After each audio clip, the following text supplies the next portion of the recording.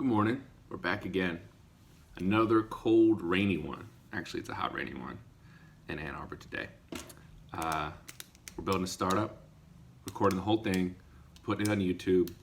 Let's get to it. Pull up my web browser here.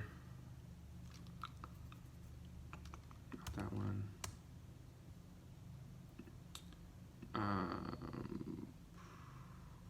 Asana. Slow start this morning. Let's just see what we're getting into. Participants can see. So we're gonna have this private meeting later this week. That's exciting. Private meeting test. It's not gonna be a full meeting test, but that's okay. It's just gonna be like another test with another person to get feedback. These would be nice to have. Users can see a report of a previous meeting. So these are a couple little details I'd like to have in there so we can just show it to them. I'm not even sure about this one, to be honest with you, though. I kind of want to test without it to see how it goes. So I'm going to move it down. I might change my mind on that. Let's just go through our backlog a little bit and get a sense where we're at. Who else is in a meeting? Actually, like this one, potentially for before a private meeting test. I think that this might actually be something we want them to see, and I want to know what they think of this if it works. I don't know if this will be easy to do or not. Error. New users live in an organization. All this stuff, you know, is subscription level admins, you know, all that. Create custom templates, add slides to custom templates, edit their custom. I think this is a duplicate, really. What do you think?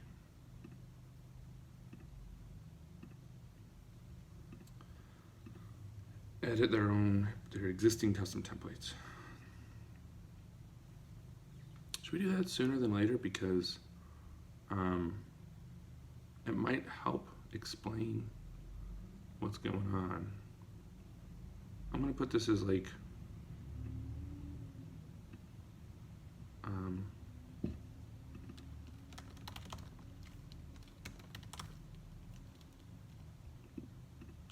nice to have before our private meeting test this week.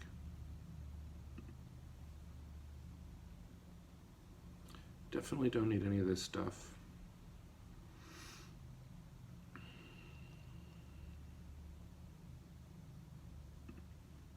Typo.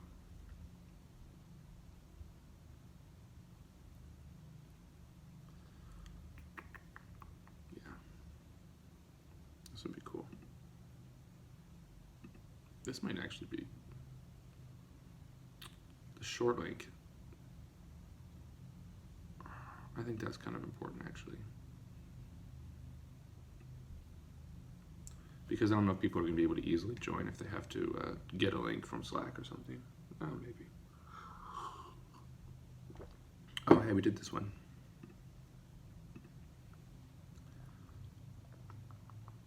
Okay. There's another one I want to put on here, which is update design based off of Jason's test interview. So we did that interview with Jason a couple weeks ago at this point. And I'm going to go back and rewatch it now that I've had some distance from it, listen to everything he said, and update some of my designs accordingly. I've been kind of waiting to do that with until I have another test to sort of just get like 2 data points before I do a ton of it, because it seems like it would be something I'd want to group, but it doesn't have to be. Might be something I want to do.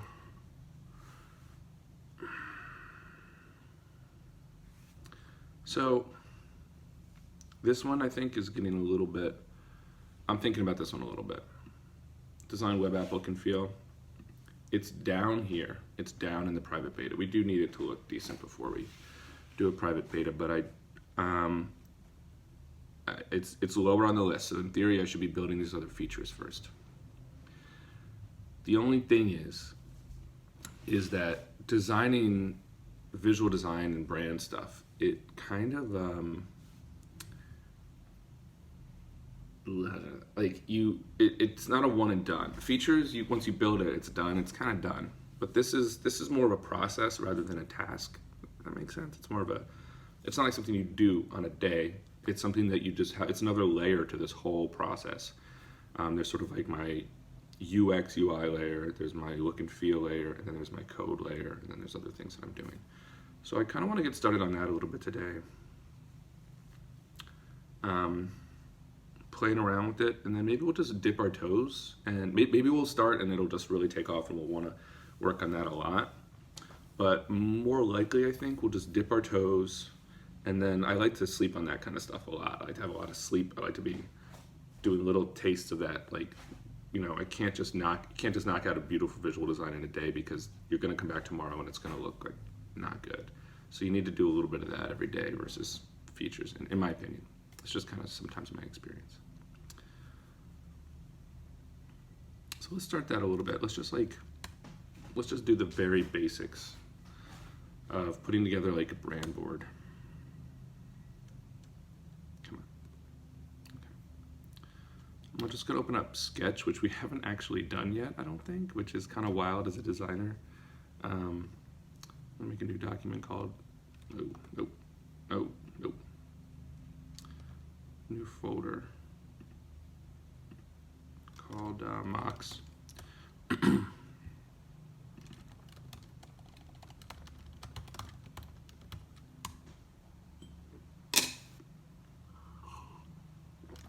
So this is just going to be a place where we start to put together some ideas about our brand. What is our brand?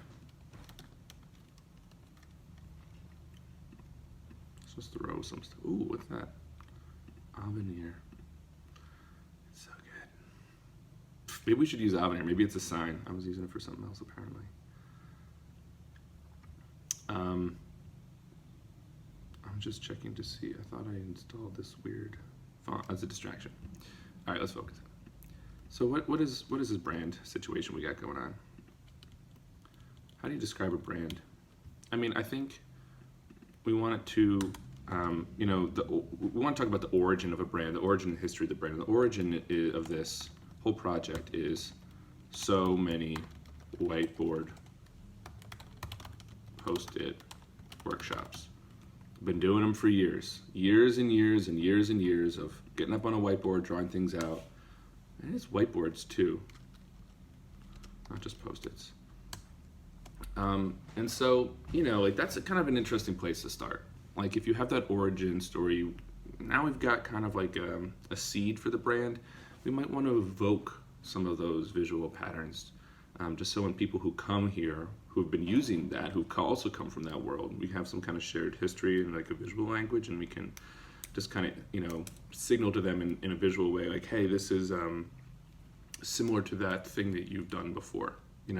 This is part of that world. We're going to share the culture of whatever you're used to seeing, excuse me, in whiteboards and Post-its, and whether that's, brainstorm rules, whether it's, pen and paper is like a thing, part of the brand almost. It's, early ideas, collaboration,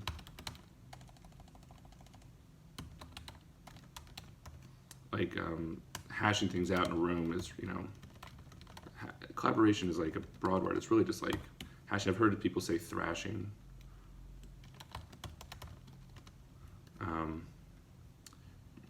Like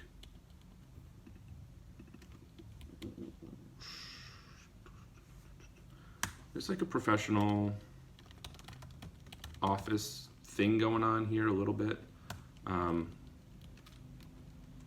Brainstorm rules, early ideas, preparation, physical materials. That's kind of part of it. Professional office, clients, funding.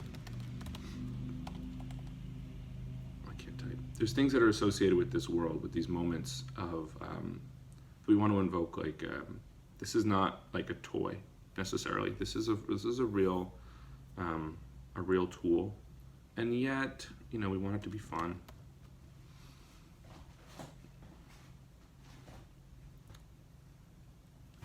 one of the biggest things with brand is differentiation. If I spell that right. Differentiation of brand means, okay, say you have a great brand. Say I put together a great brand, and my brand is this. I'm going to make a cool brand. It's going to be a soda, and I'm going to sort of just make the brand all built around people drinking soda and having a good time. And we're going to use a lot of polar bears and Santa Claus. Well, maybe that's a good brand. In fact, it's one of the best brands in the world. It's Coca-Cola, but Coca-Cola already has it. So you're not going to be noticed, or you're not going to be able to build nobody's going to be able to talk about that product or associate those things with you, because they kind of already have that. Coke's already living in that spot in their head. And when I'm looking at this list, I'm seeing fun, but but also for professionals, or you could say clean is a visual style that people want. Clean, professional, but fun, and those are all good things to have in a brand, but every single brand has that stuff. No brand is going to come up here and be like, we're looking for like a messy, stodgy, everybody wants it to be clean and modern. Everybody wants it to, I think fun is going to be more important for us, but I'm not sure how else we're going to do this. So those are some thoughts on a brand. Okay. I like to just have a general sense of things and ideas for directions before I get too much into it. With differentiation, well, here's one thing that's differentiating for us is our live, the fact that we're doing this live. Maybe designers, what is our mission? That's a big part of a brand.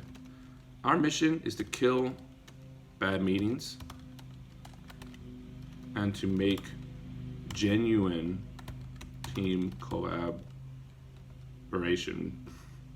push button easy. Something like that, right? Like, these meetings are bad. What is the point of making genuine team collaboration? We want better ideas faster. The why. This is a big part of brand for sure. We need to come back to that. I'm not sure why. But differentiation, 5, designers, I think we believe in the sort of, maybe there's something about like the value of teams, like if they have the right tools, which comes back to our collaboration stuff. All right. And I think we're getting a little bit generic at this point, so let's just put this on the back burner. We got some like general notion of brand here. Let's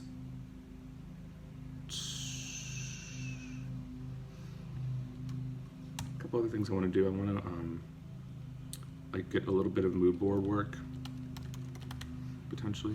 Excuse me. And I want to put together like some color options, question mark, and type options.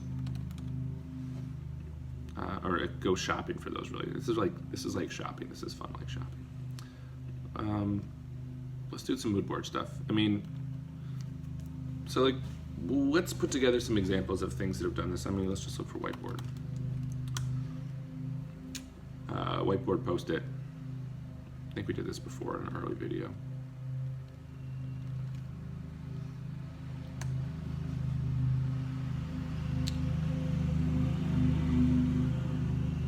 Yeah, this is the real stuff here. This is basically what we're trying to kill, essentially.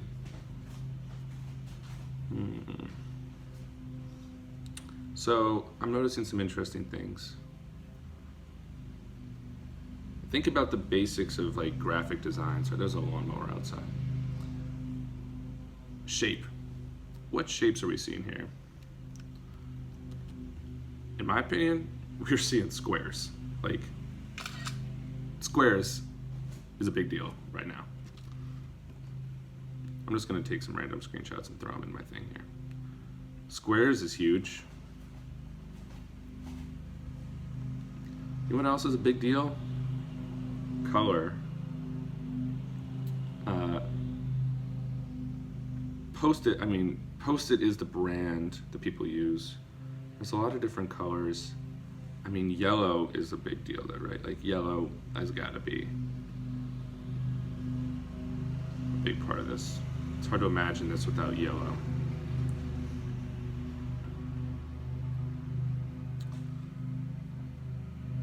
I think this is a good example of like a realistic version of what we're trying to do. There's so much, that's gonna be hard to capture. We've got a 2x2. I'm gonna put that in there.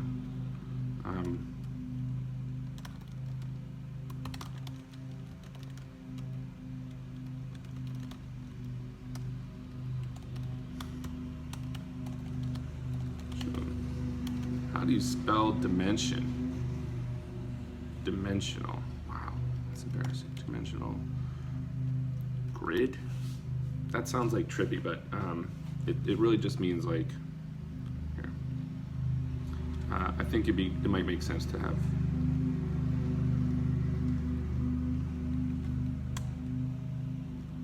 that there.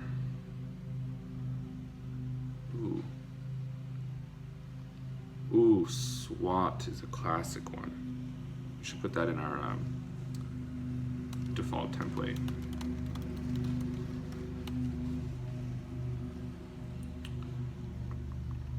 Oops.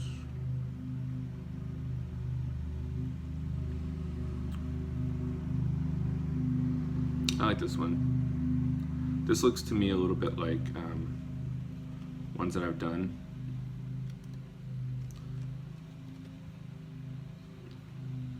There's glass. I wonder if glass is going to be a thing for us. Obviously glass is kind of hard to do in digital format, but sometimes I like to gather materials. Materials, paper, glass, Sharpie. Ooh, if I can get this design to smell like markers, then I will have succeeded. On the other hand, I don't want to go too literal with this. We don't want to get too caught up in this.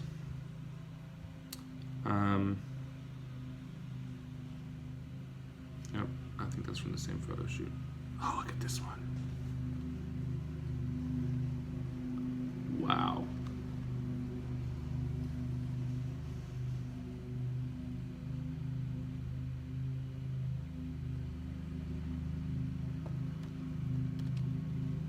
This is nuts. I'm not sure we're trying to recreate this. I'm just going to say that because it's just so wild.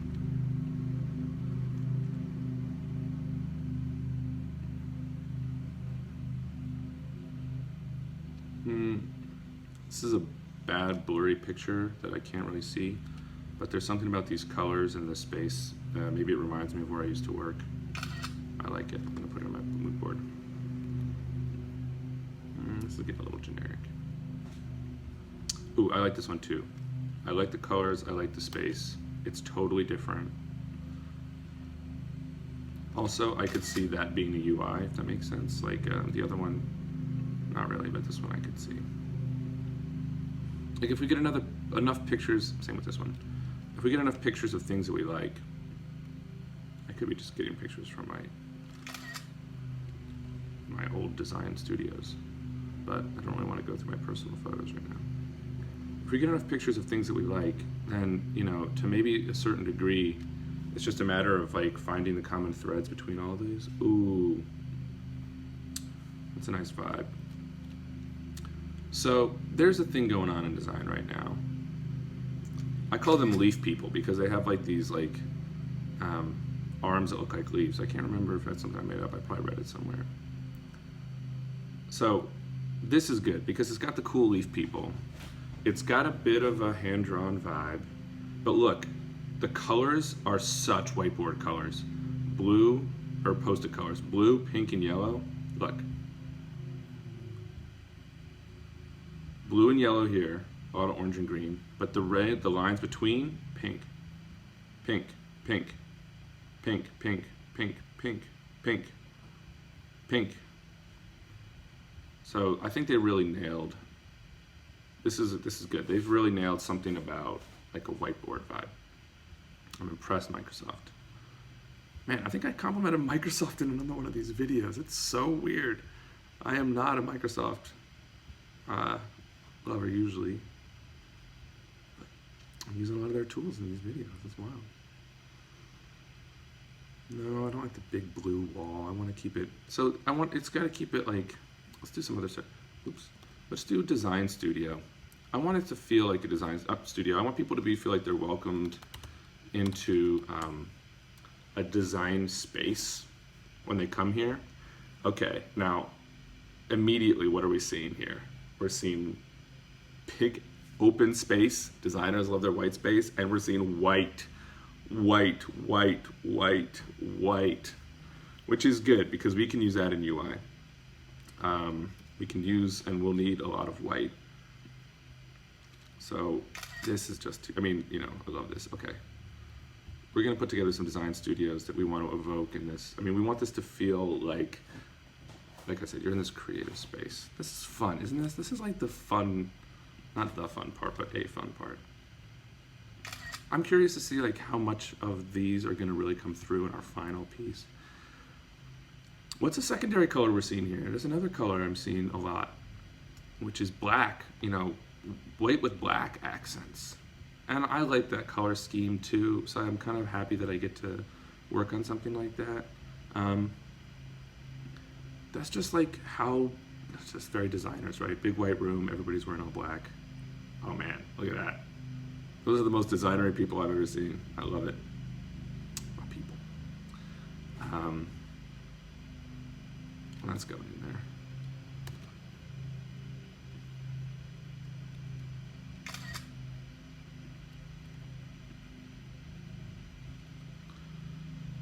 All right, I like this guy.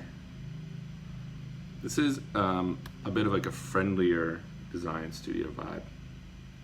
This has got like an Airbnb feeling, I think. You know, it's like warm colors, warm wood, warm pillow, warm terracotta, very textural materials, you know, like rough terracotta, rough pillow, rough wood,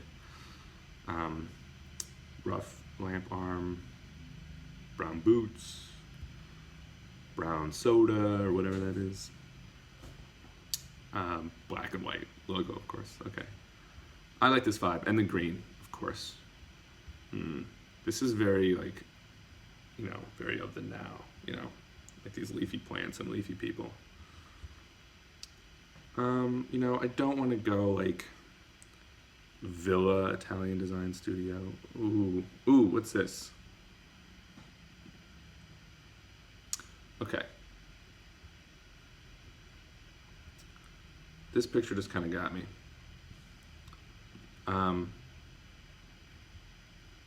Who knows what it is? It's just some generic random website. Here's what I like about this picture. So white. There's a lot of empty white space, but we've got an accent of that wood, of a natural textured wood from this space here. We can't make this in UI really. And we've got highlights, accents of our big colors, like pink. This thing is gonna be pink. Who knew? Yellow. So the yellow is gonna happen for sure. Like there's pink and yellow in whatever that is right there. And we've got our black accents. So, you know, it's got a, you know, on either side. So this is, you know, but white on white, chairs on white, white wall, white ceiling, white floor, white shelf. So we've got, oh man, I hope my computer is handling this. I'll have to take some good breaks. But this is, that to me, that might be like my flagship a little bit right now. That's like a good guiding light. I want this to feel like this picture. And I don't know how we're gonna make that work with wood, and we're probably not, but that's okay.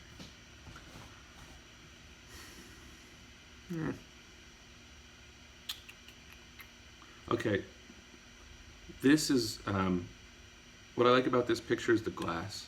So a lot of these things happen on glass, and the more professional ones tend to happen in these offices that have nice big glass windows. And so often, sometimes if you're in an executive suite, you know, I've done these in nice big offices where you can see all of Ann Arbor below, or and so there's these big glass walls. How do you evoke glass? I mean, white and gray, but also, like, look, this is this color. I guess how I do this. This is like a gradient of aquas, like this guy right here. If we did this, this is like at the bottom, we're down here, and at the top, we're up here, and maybe in the middle. Is there anything different? No. So that doesn't look very good. I mean, the glass looks cool. This looks like a 90s corporate Windows 95 something. But if we brightened it up, I bet I could see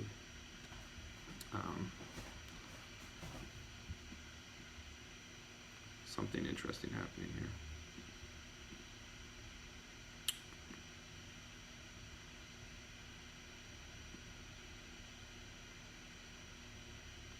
Some of these colors here. Obviously, a good way to show glass is going to be transparency. Just put that in our back pocket. Ooh, look at this. Okay, I'm not over the moon about comics, but they're doing something here, which is that they're juxtaposing intense color movement and, kind of organic dynamic structures and colors to match with the exact opposite vibe here. And that to me is nice because it speaks to sort of like the inherent balance we're trying to go here, which is like fun versus professional, and like design is about white. So you know what? Like here's a concept that should go in our brand. The white gallery wall. So in an art gallery, you got white walls. Not because we don't like art. You'd think an art gallery would be the last place to have white walls. But the reason you have white walls is so that you don't see the walls and you see the art.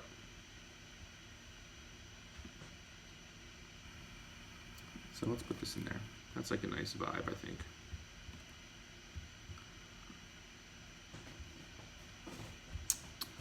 Ain't this fun? This is fun. It's a little much. I don't know if it's not really ringing true for me. All right. See, this is something I'm not going to really put together an anti-mood board of anti-patterns, but to me, this is a gallery that is not ringing true for me visually. No, I don't know anything about the art, but we're really doing a lot of stuff around the art. So the dominant element here for me is not these, I assume this is the art here, but these really bright L shapes that are distracting us. And there's a lot of texture and a lot of color beyond the art, including really really dominant outlets and fire. So we don't want this. And then the art itself isn't super saturated, vibrant color-wise. So that's fine. This I think is a beautiful gallery. But this is not the tone or the vibe we're going for. So I'm going to wave and say goodbye. Art gallery. Okay. I think we get it. Sharpies. And whiteboards.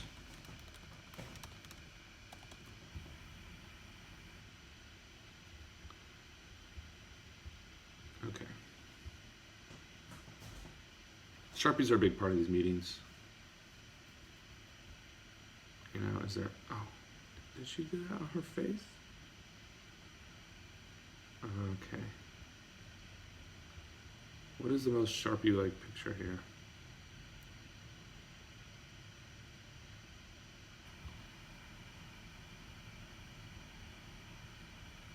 It's just this. This is it. That is a thing.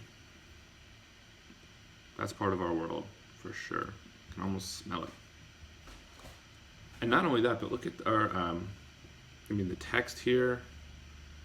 I love that little logo. Like, that's so sort of iconic, fine point, sort of a contrast between like all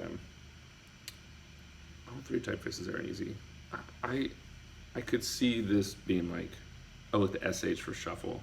So I could see something like that, but I'm not sure how cute, how retro, how throwback I want to get. I love hand lettering stuff in theory. I'm not sure. That's cool. It's just an invitation or something. I'm just not sure if I want to go like throwback retro vibe for this. Half an hour, time flies. Seriously.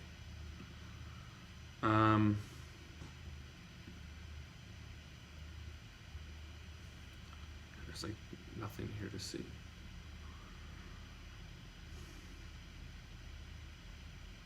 I'm gonna grab this one because I think it has a couple elements. Dry erase markers. It's got our yellow. It's got our black. And we have this hand-drawn thing. And so I'm a little torn about hand-drawn. I mean, the nice Sharpie lettering could be a thing. I think that going with like a hand-drawn kind of font or something, especially one that's like so literal, could cross the line from being a nod to this heritage of visual stuff to just being cliche and skeuomorphic and just too just not class. That's not a classy way to go about this. There's really nothing to see here. Okay, I'm gonna take a break just to make sure my computer is humming along. And what? Design is crazy. I love it. What do I like about this? I think it's our colors. I'm not sure I love it. Maybe I love it, but I don't love it for this project. We'll see. Make it small. Okay, I'm gonna take a break and pause real quick because I just want to make sure my computer hasn't died. And if it has, I want to make sure I show you everything I've collected, or the screen recording hasn't died. What? Okay, I could get distracted by this all day. Be right back. All right, let's get back to it. We put together this pretty good group of images, I think. Not bad. Lots of photography. Photography is great. Sometimes people say, like, I think photography can share moods. I'm really digging this one. Oh, I did notice the flowers. That's nice. There's that red again. Red, red, red, red. I mean, the thing with photography is sometimes people will say, like, hey, you can make great color palettes from photography. But let's say that you did. Let's just say you said, like, well, that's a great color palette. That's great. Whoops. Oh my God, this is actually turning out good. I meant it to turn out bad.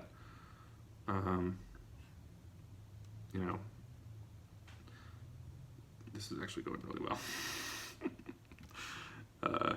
All right, this is a bad example. I'm gonna just make it good. All right, that's pretty good, actually. That is not too shabby. Let's use these guys. These guys are gonna be an example of a tough color palette to make. I mean, also, like, I'm picking colors that I guess I like. But, like, if you just pick random colors,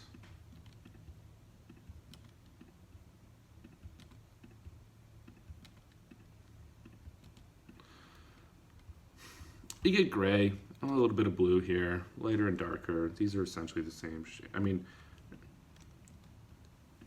I think that there's a limit to what you can do with the colors, and especially just shapes and forms from photography if you're using them for inspiration. For digital work, just because it's so different. Whereas if you take something like illustration here,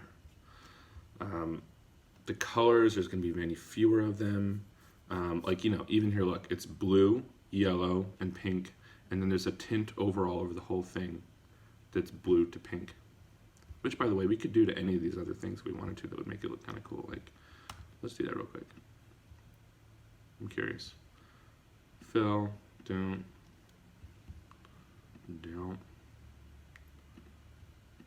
Don't. All right, this will be our pink. Just take the Microsoft one. This will be Microsoft blue. Ooh. Multi-pack? Oof. That's not what I wanted. Yeah, it could be done. There we go. Maybe that's a vibe for us. The gradient, the color over an image is a nice thing. That's like a nice thing to do sometimes. I think of that for every project. I don't know, everybody sort of has like their go-to things you reach for too early.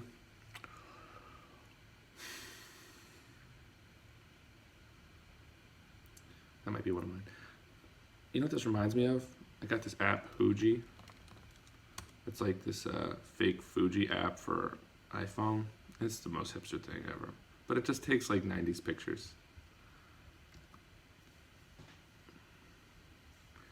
With filters. I mean, Instagram filters.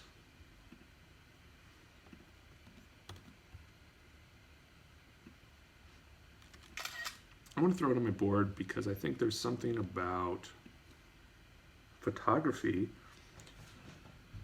excuse me, in these meetings.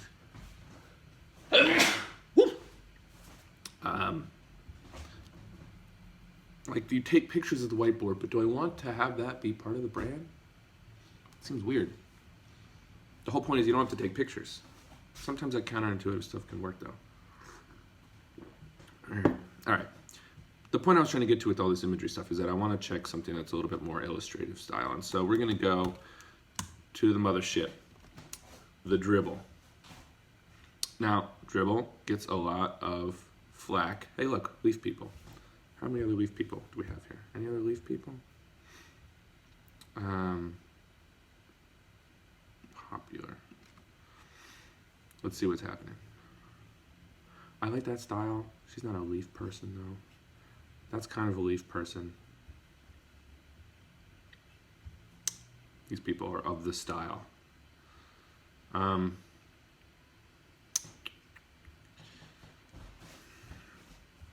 So on one hand, I'm like, I really don't want to do this. I'd love to have a style like this, but this is like good. And I don't really think that investing a lot of time on an illustration, which you can't really evolve too much, is the right move here. I think I saw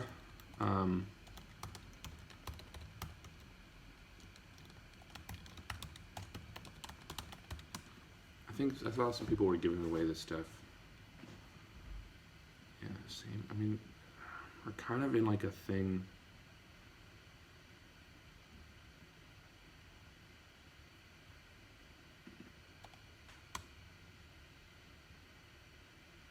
I think this is it. Humans, that's it.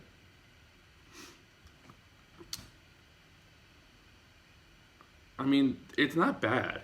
That's not objectively bad at all. It's good.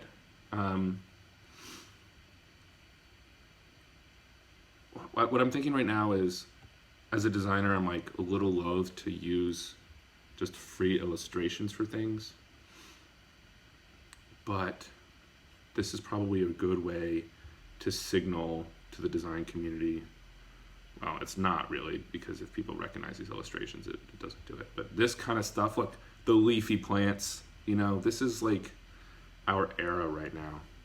And what's another thing I want to put in here? Procreate, iPad. There's some cool iPad stuff going on. Maybe I should make some iPad things. But like, there's like a nice textural look and feel to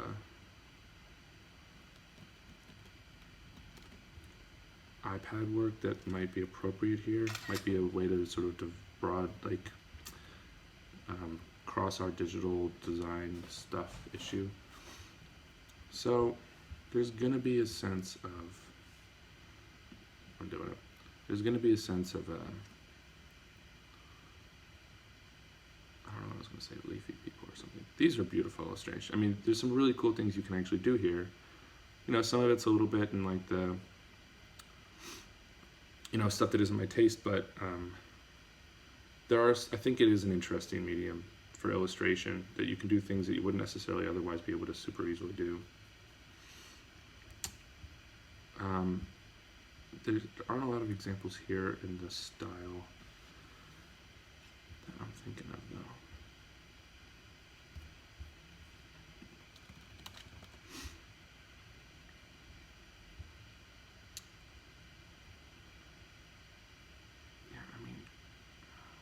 I'm just torn because it's going to be so easy to get decent illustrations looking like this, but I don't want to just, you know, maybe this isn't the time to try to be original, you know. Okay, this is not, that's cool. Definitely don't have time to do that before launch. We gotta go. So many leaf people. This is gonna be like, we're gonna remember 2019 like this, or 2018. See, this is cool. I like this style. There's so much that's similar about this style. Oh, but it's animated. This is probably the same illustrator. It's textured, it's animated. The proportions are a little bit, you know, not this exaggerated sleeve situation. They actually have faces, which I kind of like. A lot of these people don't have faces. Excuse me.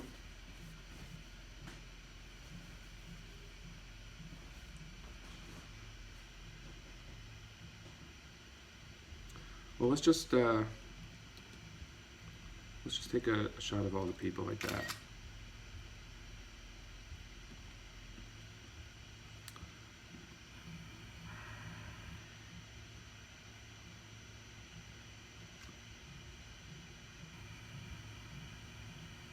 Not really what I had in mind.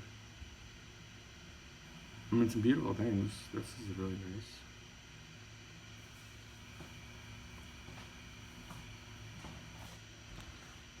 I'm going to take it just because I think there's something about the texture and the color that might work, but it's a stretch.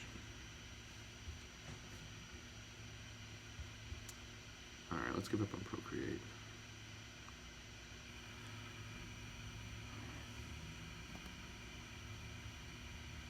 How nice is it that people make things for other people to use?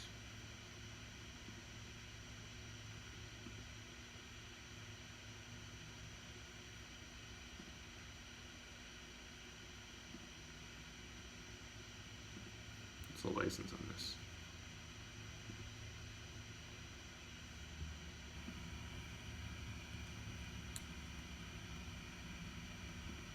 Attribution.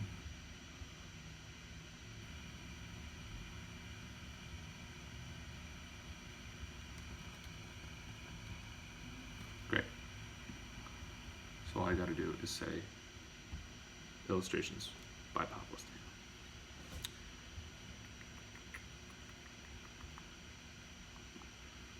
All right. So cool. I think we're gonna probably use something like this, just because it's too easy to get us closer.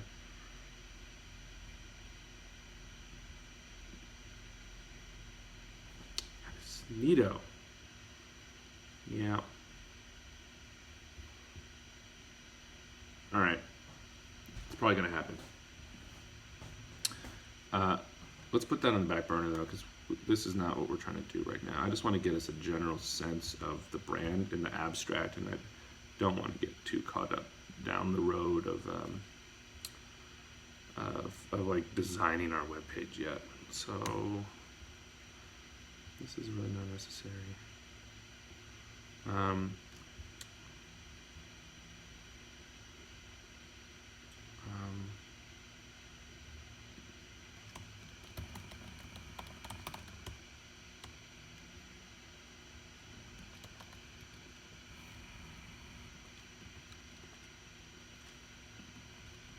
Maybe we'll throw a little designery illustration in there. Okay, so we haven't done any dribble yet. I just want to go through and do some dribble work. What about dribble might, might stick out to us?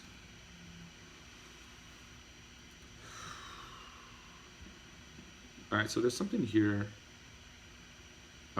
which is yellow. I kind of have this question in my head now, like, how's yellow going to be part of this? How's yellow going to come into play here? What's going to happen with this yellow situation? It reminds me of MailChimp.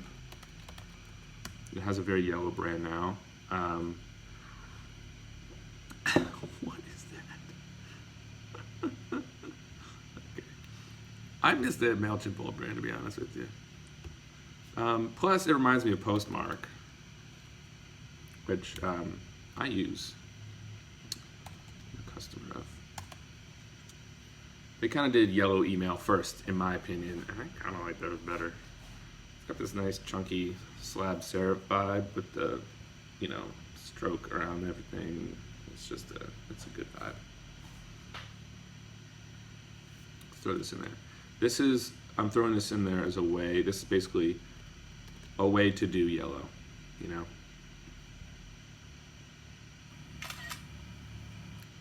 How to do a yellow, because you can't just throw yellow, like on anything else, because it's so perceptually light. All right, enough with the yellow. What about Panda? Panda's like a dribble aggregator.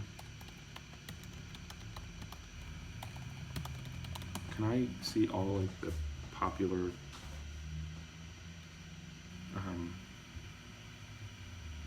like the weekly? This is going to come up with some very different stuff. Yeah.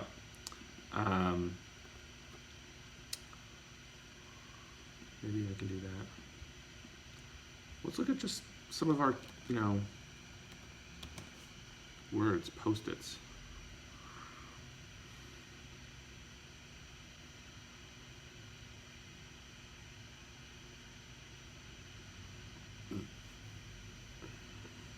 Okay, so something I'm seeing here, look at this. This grid, look, there's a visual pattern. We saw that before. The grid. This grid might be a thing. Grid, you know what that also reminds me of? I've always wanted one of these. I don't know why I haven't bought one. They're not that expensive, but when I do electronics work and stuff, it makes you feel like a cool person to have one. I don't know whether there's like a really nerdy engineer thing in my brain going on with these cutting mats. And they're gridded. I like the black, I like the green, I like the blue. This is like a little visual earworm in my head. I could just see, designers are kind of just always seeing things and being like, oh, that thing, I like that thing. So I've got like a visual cutting mat. Something in my head is like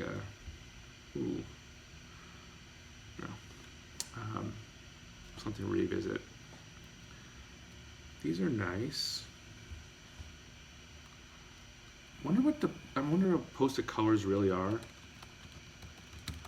Let's just look up what they sell, because I have to buy a lot of post-its when I run these workshops, and they have like collections. They like have like the spring 2015, maybe not. The collections. Is this the same thing? Yeah, I mean, like Rio. I'm laughing, but it's good. Like, it's real. It's so designery. Of course, that they're not wrong,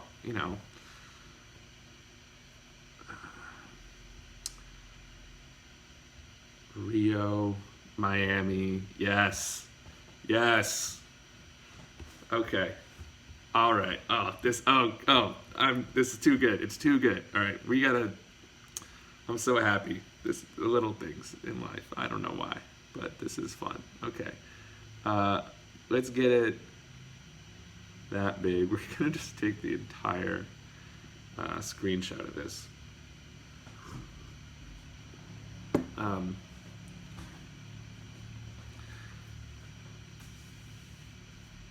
These collections, Post-it collections.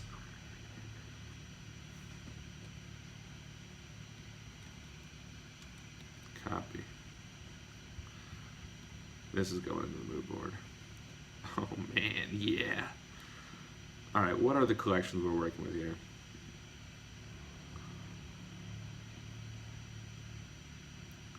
Rio.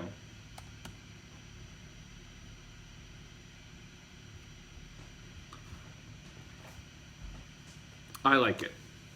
The pink is pink. It's like those pink Post-its. Do I have anything? Look. I got a whole bundle of Post-its that I use for this. I should have showed you this. This is,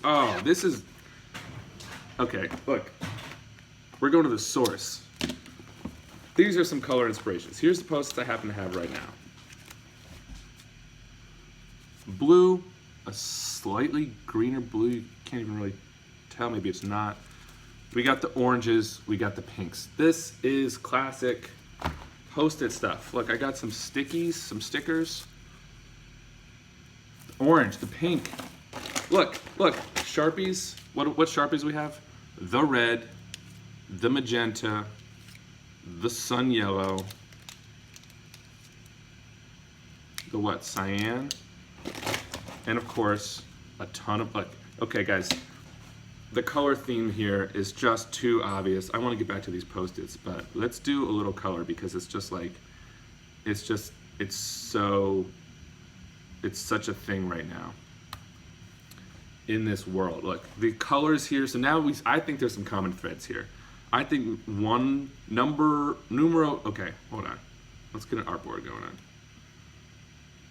This is so exciting.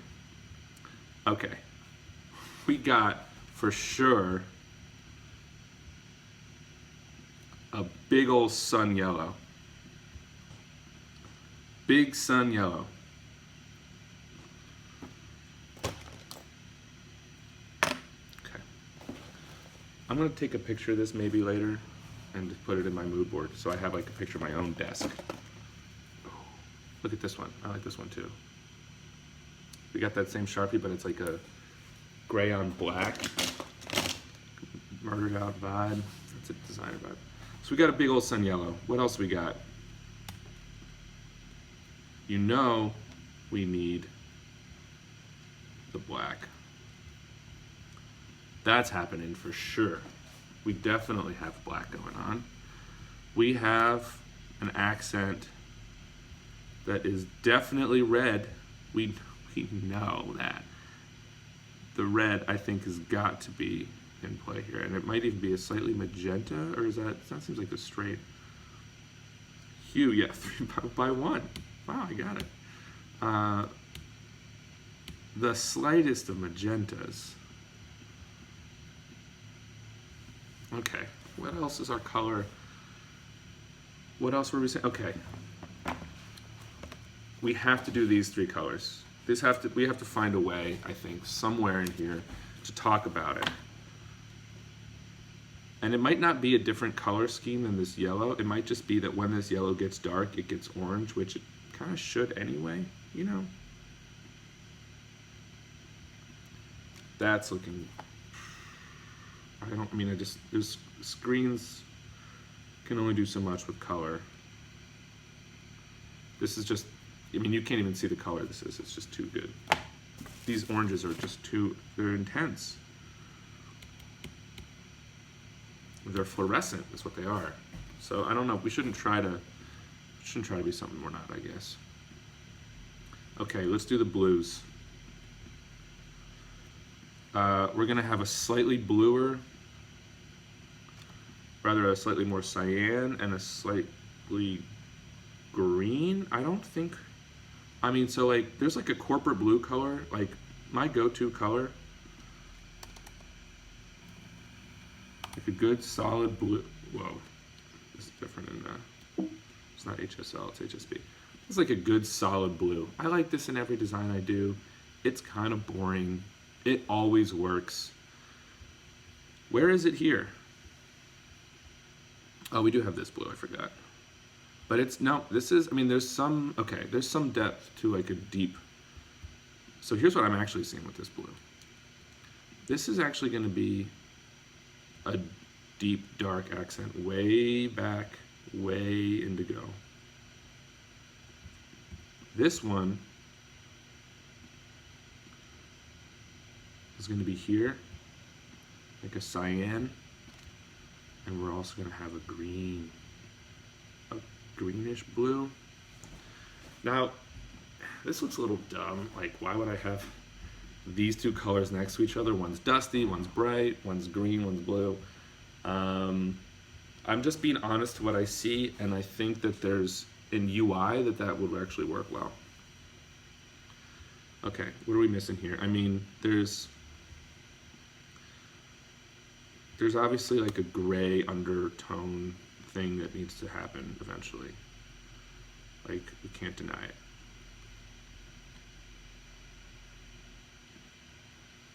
Ooh, the warm gray? That's like a cool design thing. Messy. I like the warm gray. This has got a bit of an architectural feel. What if we did a version of that was like, uh-oh, did I break it? Like a very light, oh, that's the, oh my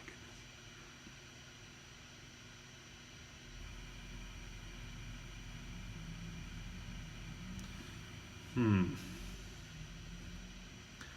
I was assuming we would use a cyan hued gray, meaning the hue, where it is on the rainbow, would be in cyan land here. This is a cool gray. It might be hard to see the difference, but it generally does work. It's the most grays in modern UI design are cool grays, and even commonly in this range. And if you give it a little more saturation, you can see what I'm talking about. We could go warm. I'm tempted to. I like the vibe. I like that it works well with this. I will say there aren't many places that do a warm gray. There are some. Whenever I start with the warm gray, I end up going cool. I don't know why. Are these colors really, okay, wait guys, we haven't done the pink yet. We haven't even done the damn pink. Straight post-it pink. This is fun. Okay, what else are we missing? We've got, okay, so we've hit these two here. We haven't hit these. I'm not sure we need them. This is like a grassy green, but do we have grassy greens? There's a plant, but not really. Oh, this has a bit of grassy green. I could see it, but no, we don't really. We've got our yellow, we've got our pink.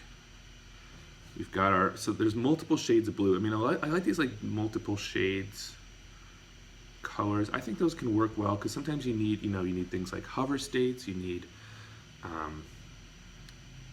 to be able to, make gradient. You need to work along gradients in UI so commonly.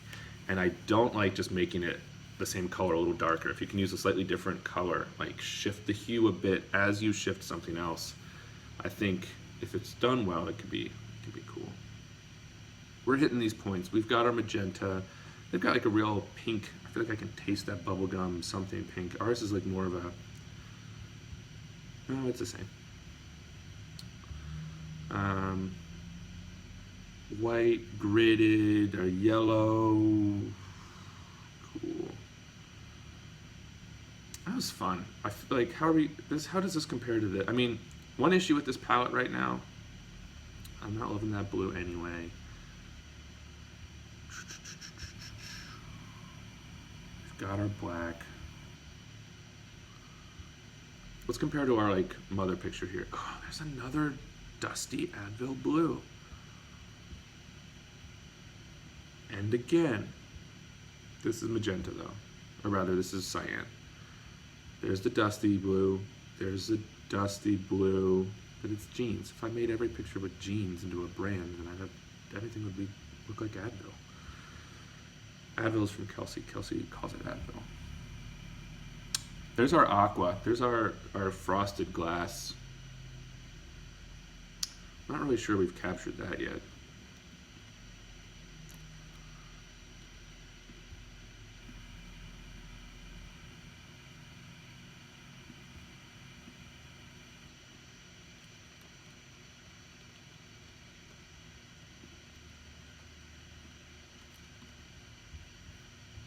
Actually, let's leave it there and put it here.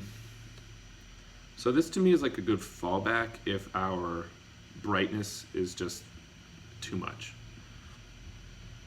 Because this is a lot going on, guys. This is too many colors. I mean, for illustration, it's awesome. For brand, maybe.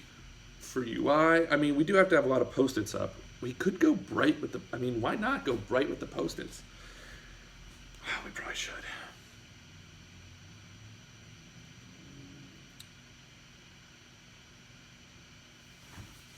I don't know. I like it.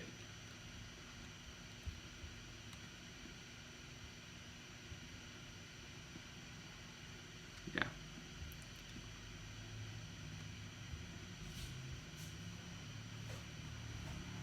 This is fun. I love this stuff so much. Okay. That's a cool vibe. Let's save this and make sure we got it saved. I want to go back to Dribble before we wrap this part up.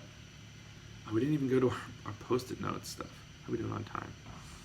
Okay. Okay, we've got our red. We've got our bold yellow. We've got, what kind of green is that? That's like a mix between our grassy and our cyan green.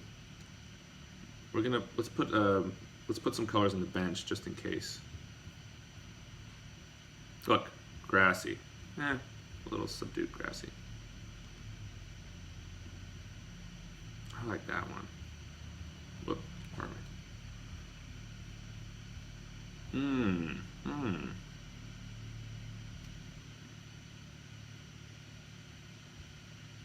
Might just work. Leave it on the bench. We've got a blue that we avoided. So I like this color scheme. It's just not what we chose. And to me, it's Post-ity, but this is more Post-ity, Miami. We've got our dusty cyan. We've got our, look, we've got a salmon and a magenta. I love it. That's what I'm talking about. These two colors that are kind of similar, but it works. What if one of these was a salmon? What if? Dare to dream, people. Oh man, what do we got? How do we do a salmon? Like that? Maybe. Maybe. Okay. Sorry, Bora Bora. Sorry, Bali. Sorry, New York. Jaipur, I do like. We've got a grassy. You've got a muted sun gold. If we're gonna go yellow, I feel like we should go, hey, yellow. You know. These are some colors that'll be on the bench. Lime. Have we talked about lime green yet? Helsinki. No. I'm not a fan of the pastel. Have we talked about lime green? Greens are so hard, people. Like, you can't. Oh, there's a grassy. A little too grassy. The green stuff. I mean, this is all easy now because we're just picking palettes, but we haven't used any of this stuff. I mean, like, there's gonna have to be text on this stuff. Is that legible? It could be better, you know? It could be, maybe it's okay. Maybe on screens it's okay, but I don't know. Okay, listen. We're done with our Post-it stuff. We've got a good mood board cooking up here. there are some vibes to resonate with. We got a nice little color deal happening.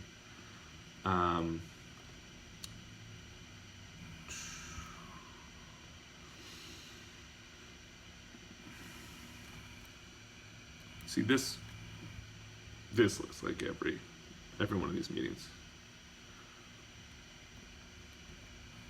This is more for content than for visual design because of the light here. Just, when the light comes through the back of the Post-it, it's nice, but it's not doing that here. Do we have any of those? That moment where the sun comes through the back of a Post-it? It's the little things. I think there's like a Post-it glass sunny. Always sunny. I mean, this is, this something like this.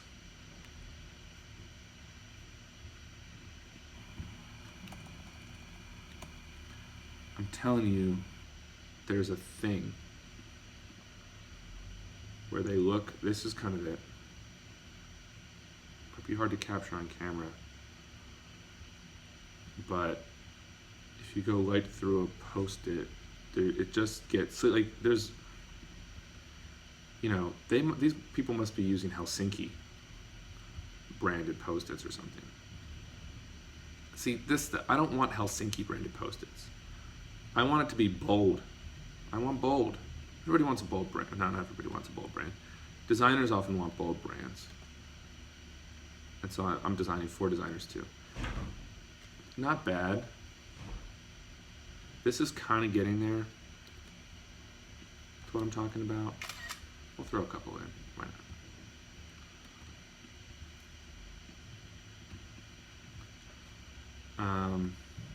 This is it. See how that magenta, you get that sort of, what is that? Stapling, something that's sort of like a leopardy something happening with these.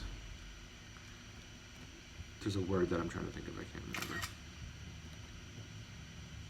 It's like striations and dapper mixed together, striapoline or something. See, this is what we're trying to avoid.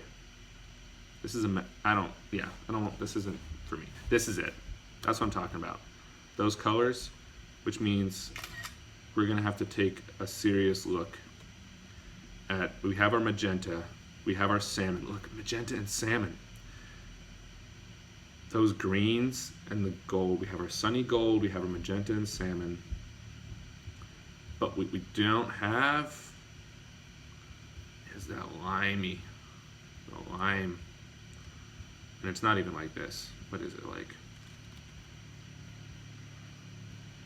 Yeah, it's like, I don't really like this color, to be honest with you. It's like my least favorite color. And I don't have favorite colors, but I mean, I do, but this is one of them. Like a limey. That's going on the bench. There's gonna need to be like a roster of like colors that we like reach deep into our pockets for programmatic colors. So often every app needs like 10 colors they use for all the different badges, or for, when you let someone pick a color for something, you got to give them a bunch of options. So there's a full palette that maybe these can all have a place in. But that's not the brand colors. The brand colors are big yellow, red, cyan, a little too primary maybe, black. That's our brand. Okay, we're done with this. Dribble, I still feel like there's dribble, there's still dribble things to be discovered here. Let's look at product design, web. Let's just scroll through like some front pages here and see what, we like, but also what's saying, what feels shuffleboardy. Don't really, oh, whoa. People go nuts on this stuff sometimes. I love it.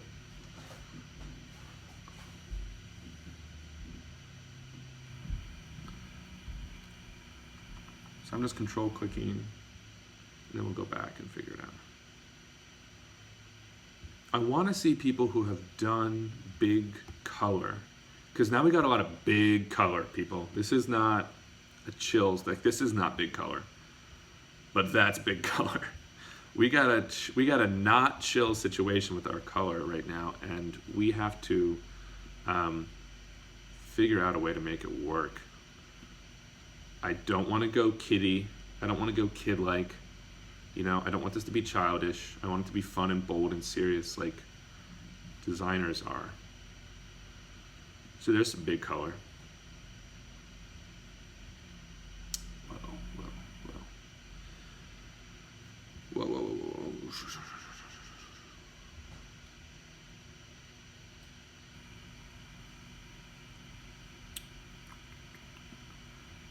I don't just want big color though. Well, I guess this is branding.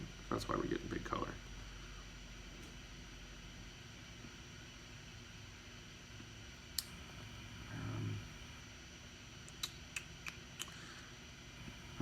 This part here, I do want to keep in mind because they're playing with shape and big color and layers and flat with black. That black as part of the big color, see that's something we're gonna do. So there's something there to be looked at.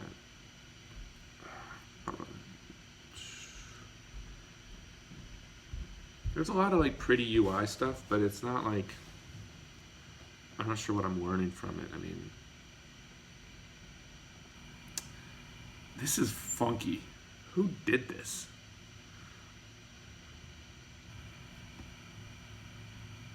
It's just not what I'd expect, but there's, you know, I'm gonna I just want to encourage that wild. There's some wild, somebody's going wild there, and I like it. I want them to go. Okay, this part here, colorful squares. You know, that's going to be in our world. That's part of our world for sure.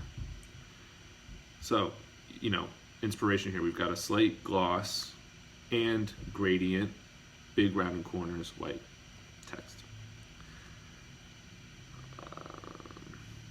So there's something here that is sort of getting me, and it's the gradients, although this is about as, you know, that gradient's next level. The dark mode is interesting. I had not thought about dark mode. What I'm really getting drawn to here is iconography that's super simple and clickable, and it's very colorful.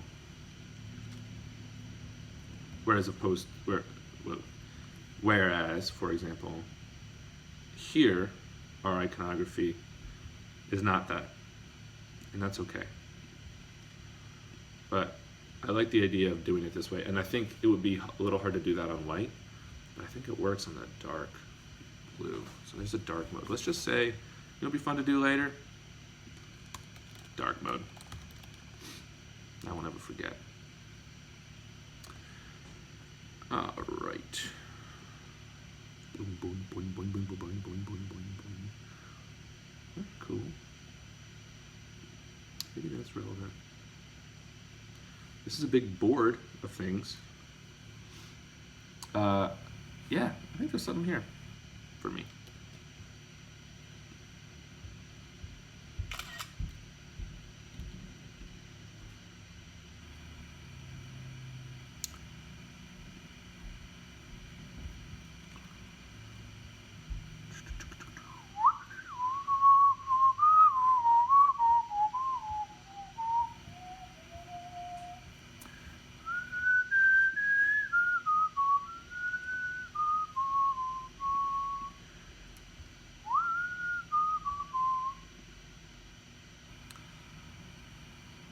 Maybe that's it for me. I don't care if you want to do the big sleeves, but at least give your person a face, you know? I like a face. This is nice. This is, this is not nice. This is really nice. This is like a really wonderful illustration and a great illustrator. But in this context, what I'm saying is I like the face. Do you know what else I like? The 2 gray hairs. I think that's what those might be. That's cool. All right. distracted. Okay, here's some color done in UI. Billy.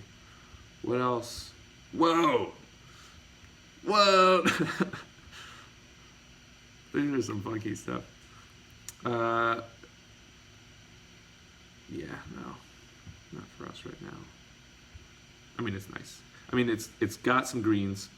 It's got those people. But it's not shuffleboard. This is big and bold. But, you know, oh, look at that. That's right on the money. The thing, okay, so here's a question. See this big blue background? I'm tempted to do it because, yeah, I'm tempted to do it, let's put it right. I'm tempted to do it because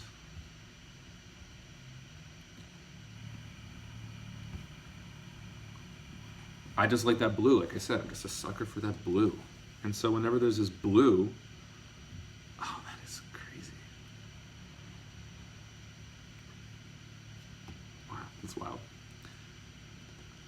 So whenever there's this deep, dark blue, I'm like, oh, blue.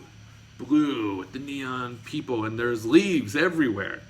I'm telling you guys, it's a leaf world right now. Walking through Longwood Gardens.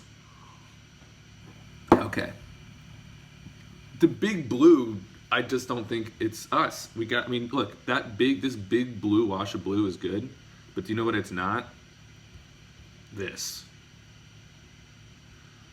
So we gotta say no. Wouldn't that be nice? Okay, so here's a couple things I'm interested in this. One, obviously, we've got the cards. Look, we've got a deeper red and we got a salmon in the same set.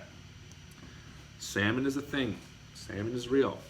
We got a limey grassy green. We got, we didn't really do a lot of purple. But these cards are here. There's a bit of this 3D something going on. We got a little bit of an outline just to make them pop a little bit. But they're on dark mode, which is interesting. And, you know what else we got here? We got a serif. Now, I don't know, because serif, I was not thinking serif for this. But it's a question. It's good to know.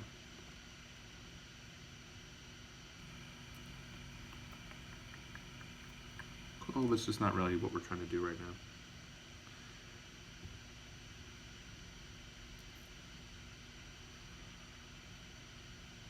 There's some color happening there, something.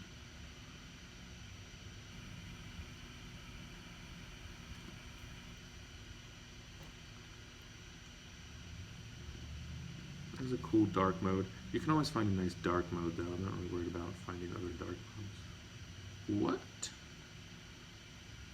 Hell yeah.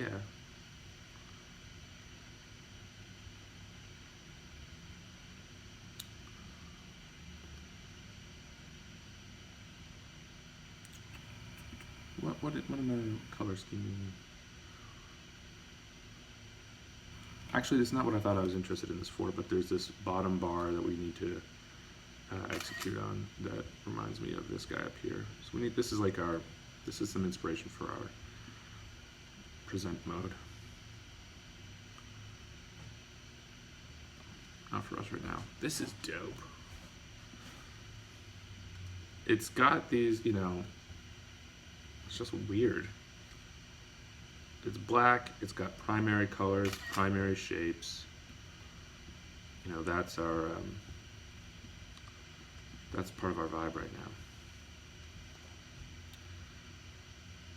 So what is it about this that's like sparking me right now? It's a soft muted. Is there maybe even a gradient over it? It's hard to tell. There's a muted, yeah, subtle one. There's a muted, I mean, we got salmon. Maybe it's just the salmon and the blue. Salmon for shuffleboard and blue for me.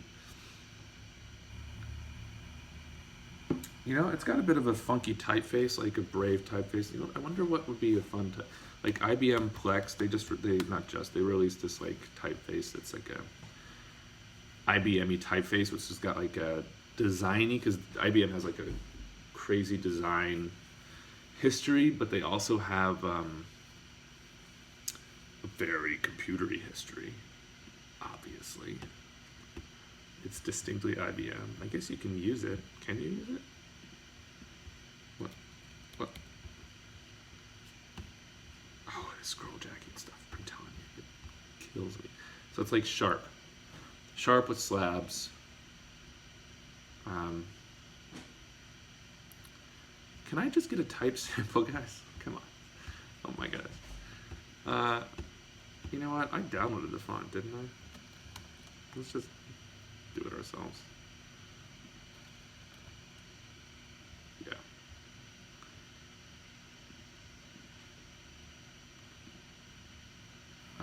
Sans?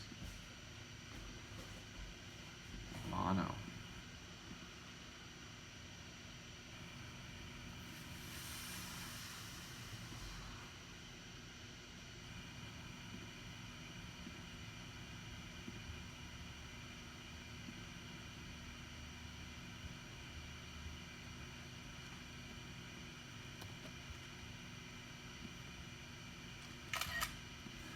So we'll put that into our, I think that's a kind of a thing that might be fun to try. Like a weird font. I don't usually use weird fonts. This is weird, in a good way. All right, I don't know if I like it, but I don't want to decide right now, so I'm just gonna grab a little piece of it, throw it in here so I don't have to think about it right now, and if I ever change my mind, I know what it is. I don't know what it is about that one. Something about it. Huh. This is cool. You know, this is just like reminds me of a designy thing that a designer's doing, and I like the laptop in the background because this is like we're doing both laptop, right, and phone. Oops.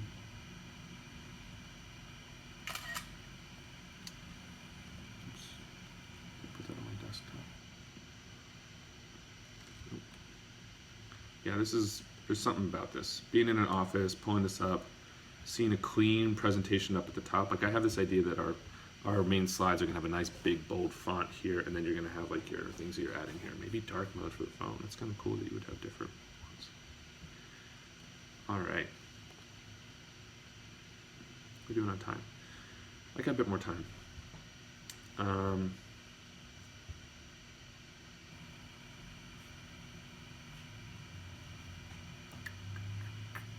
There's that big blue.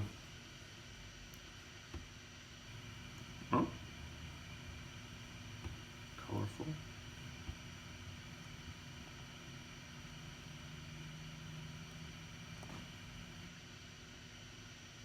Ooh. There's something, you know, this part here, the colors aren't what I want, but I like that we are calling out these big color squares. I'm actually kind of surprised how many big colorful squares we're seeing. It's just a good look. I mean, that's what this is going to be, right? Like shuffleboard is going to be big colorful squares. If it was going to have a logo, which we're not even doing yet, we're just trying to get some look and feel stuff down. That would be part of it.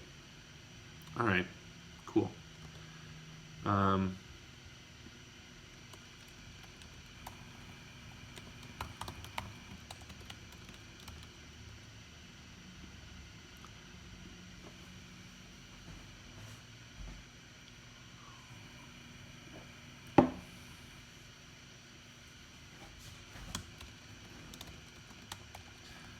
Kind of cheating to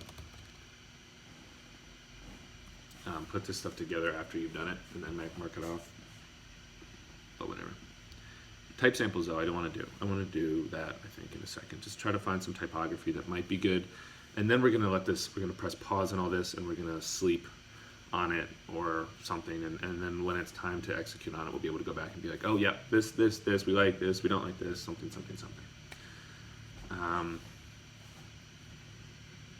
Okay, take a quick break. Back in a bit. Okay, back at it.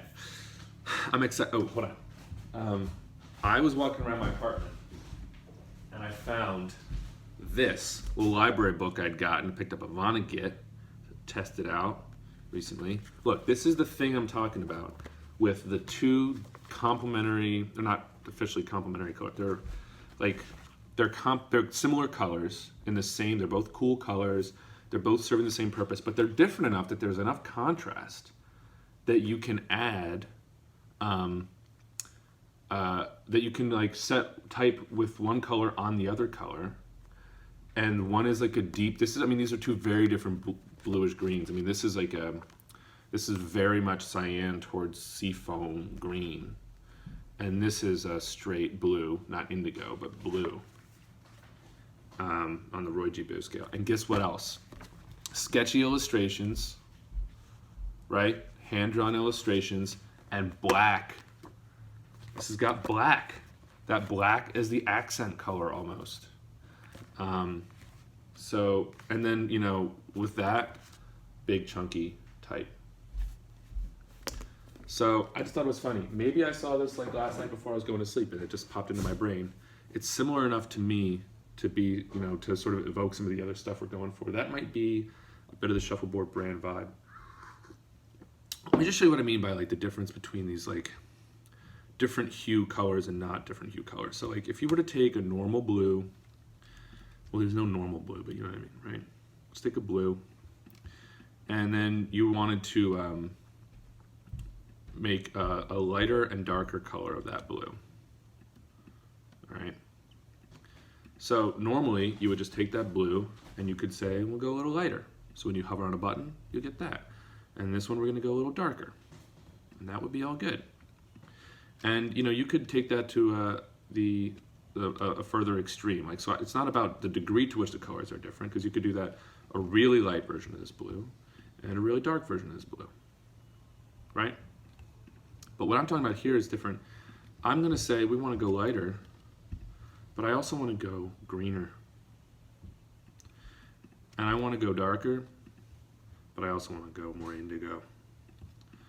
And the extreme, and so now we're, you know, shade-wise, because of the perceptual difference between this hue is seen as lighter generally, and this is darker. So this is gonna be a more extreme color scenario.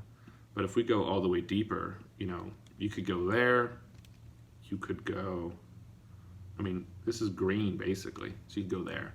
Ooh, nice, right? Compared to this, and you could even make, you know, you could even make this more extreme. Like, let's do a version, again, I don't want it to be about the difference in the brightness of the color. Like, this could be this could be darker. This could be this, and this could be lighter. This is still a legit, strong, bold color scheme. But it's not funky. This is funky. This middle one's funky. And you can do that for any hue. You can do that for red. That's what we're doing here. Not only is this lighter, but it's pinker. Not only is this darker, but it's oranger. This scale that we did here is very similar to this. In fact, I kind of like this. Maybe we'll leave that there. But that, and there's, you know, you can do subtler versions of that, by the way, too, right? You could do a version that's like, just bump it a little bit. And this is good to do, I think.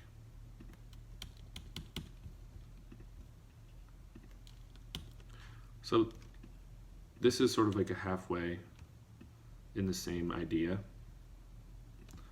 So like I would say this is like the thing that's normal. This version with a little bit of hue shifting, I think is good, like a good best practice. This version is a little nuts, but guess what else is nuts? Post-its. So that's what we're thinking. This is shuffleboardy here. I think this one is like potentially the one that, to me, it seems to make the most sense for us. That's the idea. Okay, so, you know, I want to like flesh out some mood board stuff and some brand stuff just to get it loaded into my head. By the way, this might be a little premature, you know, like this is, obviously I like having fun with this stuff, and so this might be, I might be going too much in that range of, you know, not really necessary. I should be focusing on maybe building features, but since we're having some user tests coming up, I don't know that more features are necessary. I'd rather build something that I know I'm going to need. If this thing does succeed, I know I'm going to need to build the brand. And I have a sense of the brand in my head, and I think that we've waited long enough. We're on day like 16 to get some of this out. And like I said, this has got to be incubated a little bit. This has got to be brewed. You got to brew this in your brain, I think, a little bit before it can really be just done. So I just want to get the last component of this done, and that's going to be our type samples. Let's talk about some typography. I think this IBM thing is interesting. What do we want our type to be? Well, what's the rest of our thing here? Like, what are we working with? We've got some hand lettering, or some really cool lettering. But, lettering fonts. So lettering isn't a font. A font is a thing that is like something you type into a computer and it comes out all the same. Hand lettering is done by hand and designed individually. Like is this a typeface? Damn, that's actually kind of impressive that you could do that.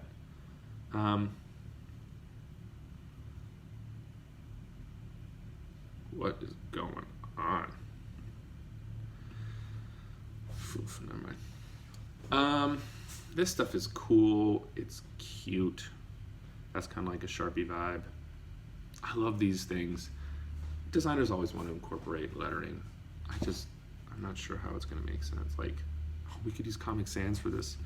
Wouldn't that be cool if this is like a really good use of Comic Sans? I'm going to throw this in there just to have it. I'm going to put it near Sharpie so we know.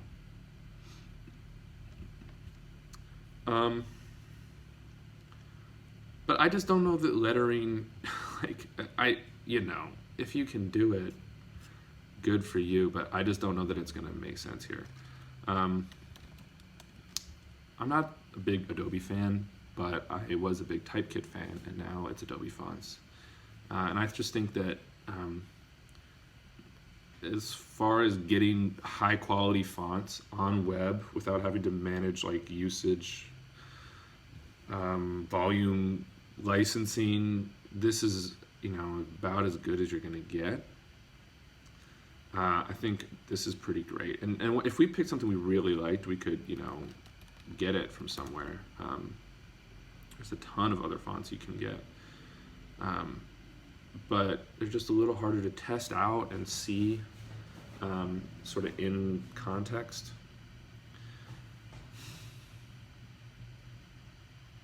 Oh, they are nice. Avenir, we had that at the beginning, right? Avenir, it's too good. Din, you know who uses Din? Whimsical.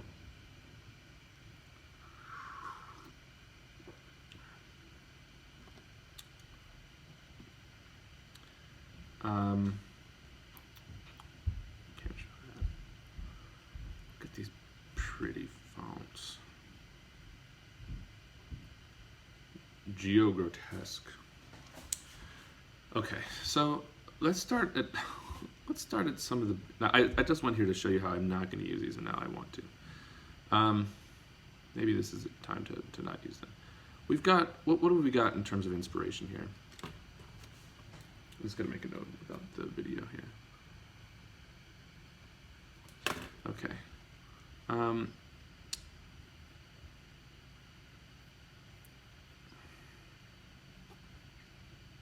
We've got a funky, weird techno vibe going on.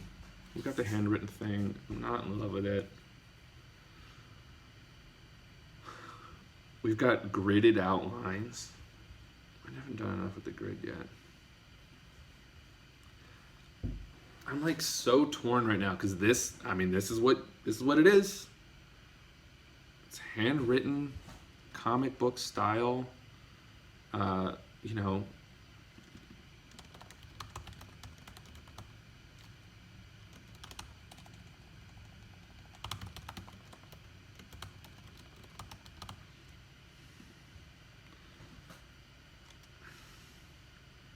No, I just,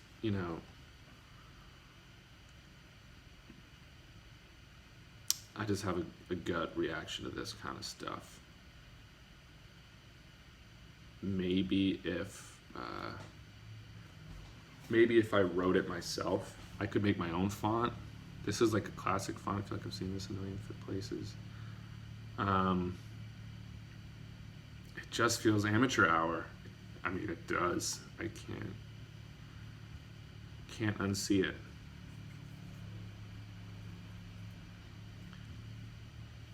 I want to, there's always a difference between like sticking to your process and sticking to your mood and then just gut. And I think the gut's got to override that. And like, you can't just do things you don't feel.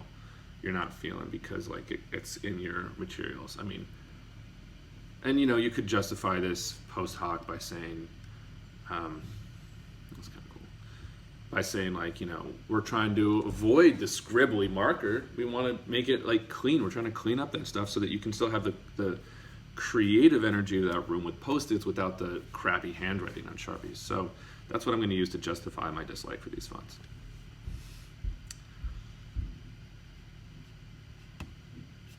Except for this one, I kind of like this one.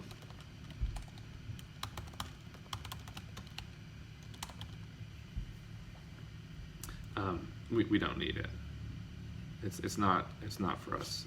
I don't want to save it, but it's just something about that one. It's kind of cool. Okay. Let's do some stuff. Let's talk about what we know. All right. Let's talk about what we know. What font do you use when in doubt? Like, what do you use if you don't know? And what font do you use that is sans serif, that's very legible, that is, works a lot of different places, and more importantly, since we're targeting designers, just fits in type, has a deep, rich type history. There's documentaries made about this typeface. If you're not thinking about this typeface, you should be, as an option. Helvetica, baby. Helvetica has got to be in the running here. It just has to be.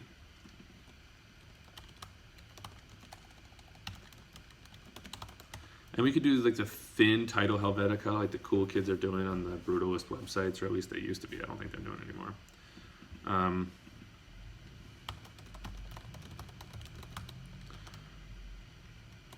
What is the, you don't really need this because like,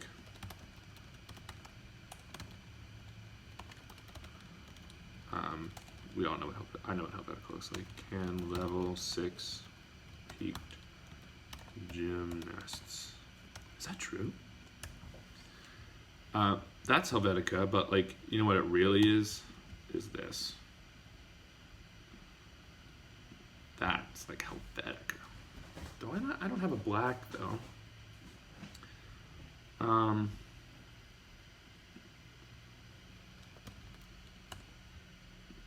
Yeah. Helvetica. I believe the correct pronunciation of that is Helvetica. I don't know how to say it. There's Helvetica Now. That's a new one. They have a new Helvetica, which is good at small sizes. I'd love for that to be on the Mac.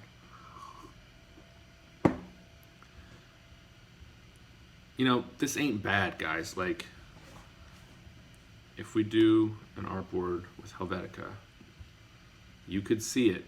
You could definitely see it.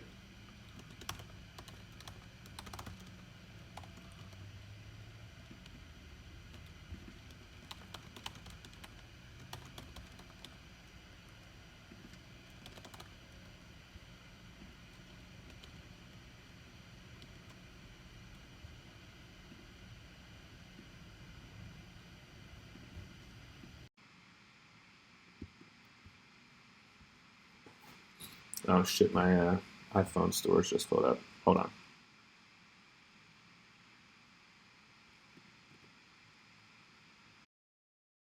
Alright guys, sorry. My phone died, it ran out of space. These videos are super long. While I was walking around my apartment, I thought, and fixing this while waiting for the files to upload, I found a couple other things for inspiration. One of these shoes I got for hiking / running. And they've got this like deep pink accent. They're mostly black though. This is a little dirty on the bottom, but they've got this pink accent. I wouldn't normally wear these. They day to day, although maybe I'll change my mind. They're like exercise outdoor equipment, so it doesn't really matter. And people are really doing a lot with athletic wear where they're adding these design color. They're just getting funky with color, and it's awesome. It's like a cool world to be a part of, you know? And so I think there's something like black on black about these New Balances. There's black on black with the salmon. And there's something, if we go back to our board here, I'll go back to the type in a second. You know, that's our black on black. Where's our designers? That's like taking these guys and splashing a little bit of our salmon on it. And I think that's kind of a cool look because it's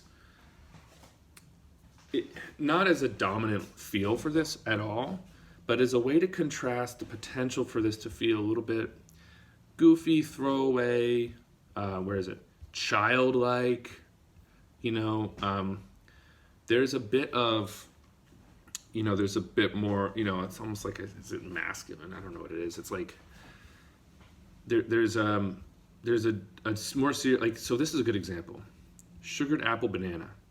Sugared apple banana ain't a serious phrase. Sugared apple banana. And we got a lot of big color going on. But the black gives this a balance so that it doesn't come off as saccharine, not to, you know, pun intended. Same with the dark mode here. There's something going on with black, with the Vonnegut book. You remember, right? With the Sharpie, black is not just a text color, it's like a brand accent color for us. And then the other things that popped into my head, a couple other things real quick, is like, this is maybe like not, you know, Mondrian.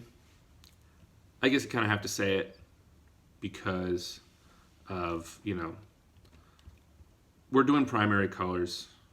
We're doing black with primary colors. So it's like kind of a thing, you know, makes sense. But the other thing is that it's squares. It's a lot of squares. I mean, I don't know. It's not like my favorite artist of all time, but this is, I mean, you know, this geometry is another way we can add. We can take away from some of like the loose, and also, by the way, like we're trying to balance out our, like I love this look, but it makes sense for healthcare because what you're basically saying is we're going to take a cold, inhuman practice and try to humanize it. What I'm trying to say is we're going to try to take this like totally too human practice and try to structure it. So I don't want to just have, hey, everything's goofy and fun. Like I want to have like Postmark. There's a bit more structure here, geometry and shape, and the color with the black and the lines. I mean, personally, aesthetically, I like this better, but I'm trying to fit the brand. This is a bit of an in-between, you know? I've got these strong geometric shapes. Look at the hair. Look at these clothes. Okay. So that reminded me of that. Now I'm trying to blank. Who's the artist who did the mobiles? Calder. Sorry, everybody who makes mobiles who isn't Calder, but he kind of got in there and made it his thing. So this is so designy. This is so designy, right? There's a lot to love here. And look, we've got our colors. Primary with a pretty dominant black, whites and light grays, but so is everybody going to have that. We're going to do some Calder. That's not the only one I want. This is like the classic feeling one to me. Look, yellow. Calder, like not totally inappropriate as a pairing. Ooh, look at these. Black on black on black. Those look like birds. So there's something going on with that, right?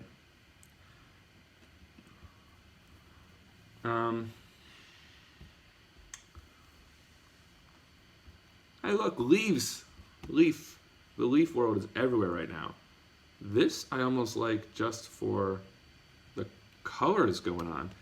We talked about frosted glass before. This has got a frosted glass vibe. I don't know how that is true. It's just some photo manipulation, but it does. So maybe we can consider that color for frosted glass.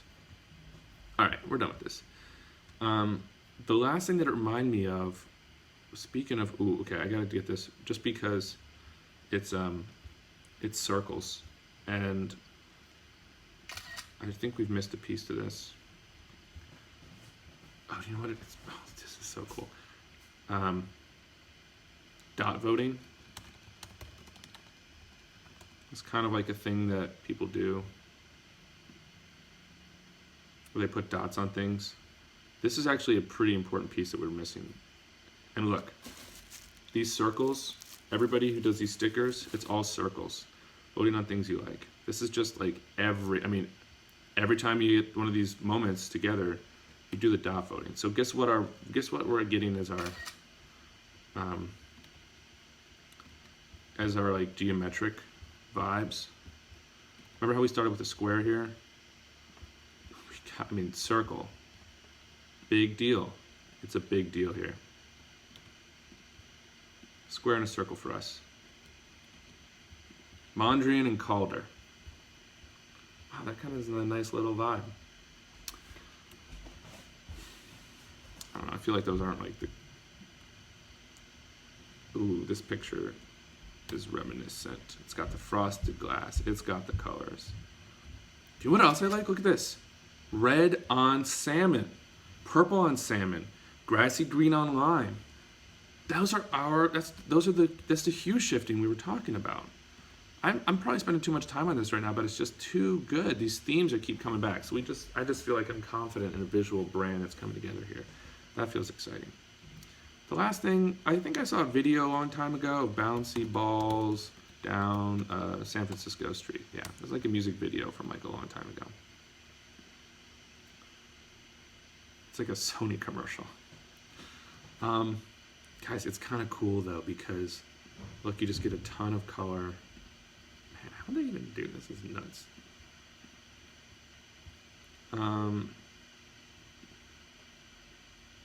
This is gonna kill the People computer. should look at comedies as drama. I get retargeted for Masterclass a lot.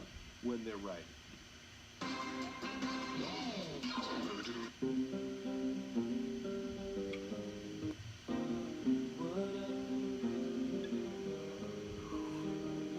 This song is such of that era too.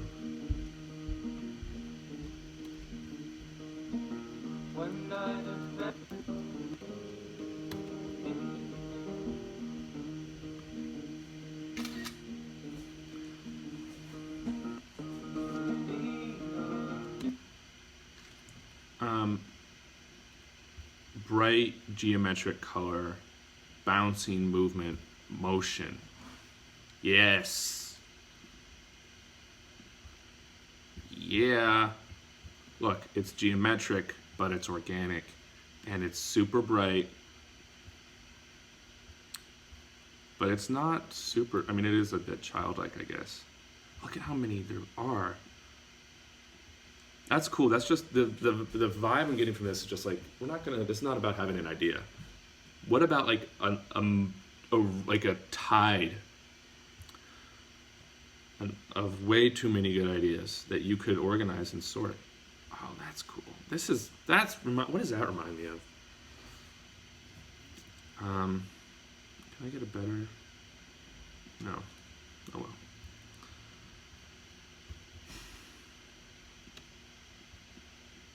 I feel like I've seen like colorful stars or something. And look at, you know what I like about that other one? It's black. I just love black. I said I don't have favorite colors before, and that's total BS. It's black. Look at that. That's going in there.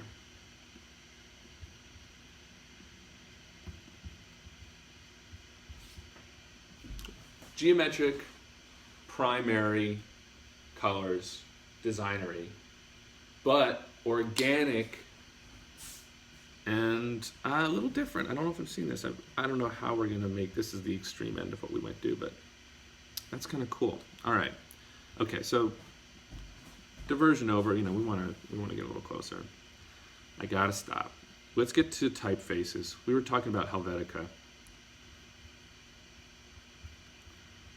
I mean, that's real, right?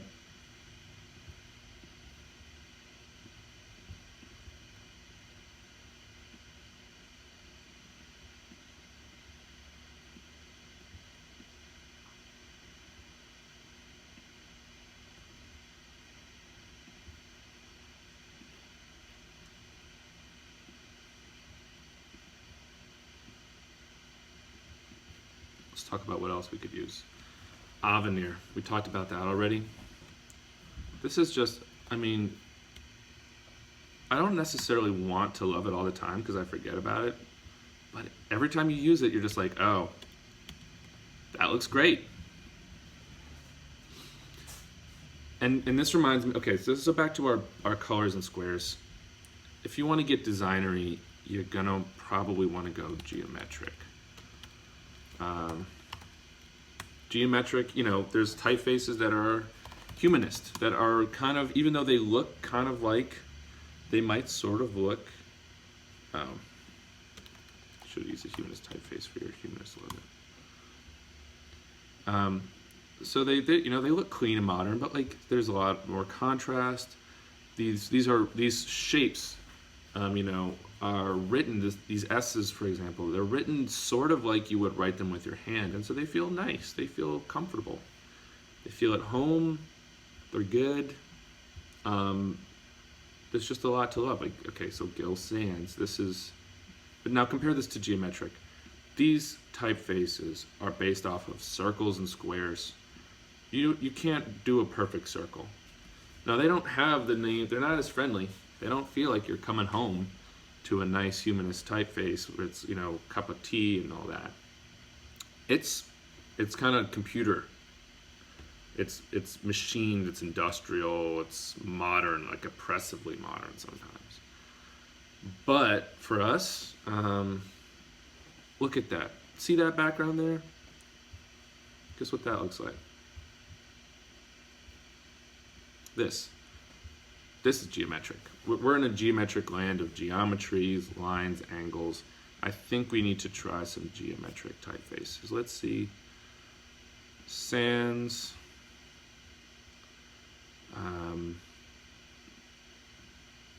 Well, come on, here. Dun, dun, dun, dun, dun. Would be a good geometric. And we already have Helvetica. There are some other grotesque styles we could definitely try. Grotesque, I guess, kind of is like geometric. I don't really, it's sort of at the edge of my type history.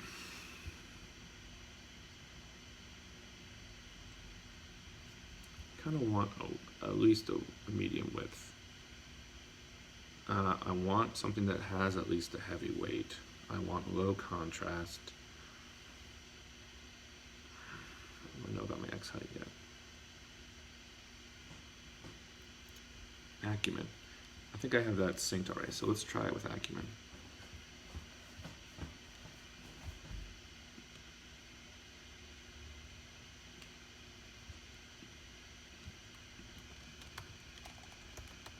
So we can remember. No.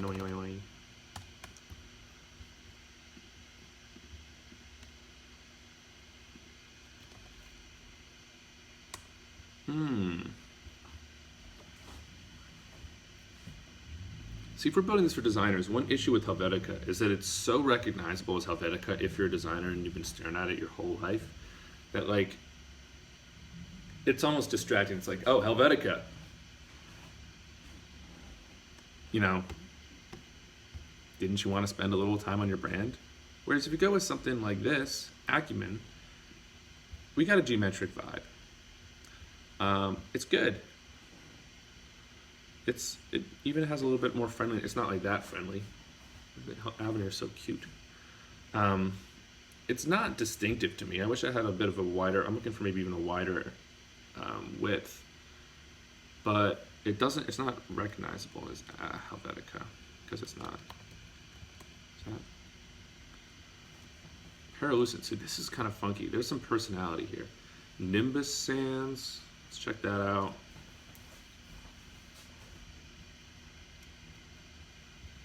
What if I get a wide font? Oh. I'm not trying to go there. Okay, so this is hip. This is like the Dropbox rebrand. Dropbox. Do they even have it up? Oh, hold on. That's my Dropbox. Take a note to remove that. Dropbox rebrand. So, super wide typeface. I don't know what the typeface is.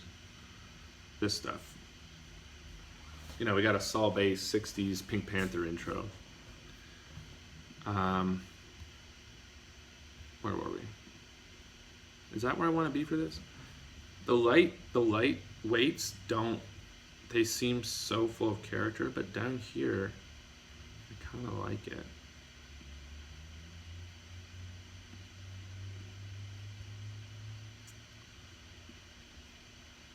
Bold, demi, medium. Paralucent. Let's see, just a little test.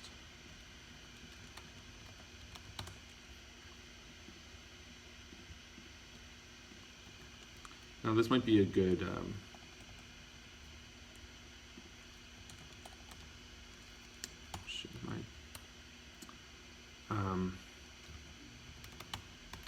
Creative Cloud. That's a thing. Right, maybe that'll sync in a second. Okay, I mean, Din. We talked about whimsical being in Din. Whimsical. I do like that. Infra. Oh, we got a lot of options on this one. But I can't try it without buying it. I mean, I guess I can a little bit.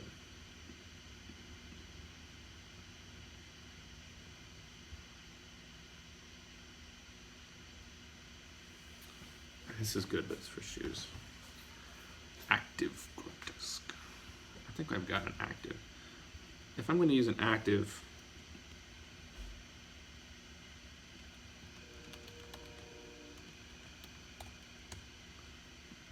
is it, I mean, oh, do I not have that? I thought I had that at type kit.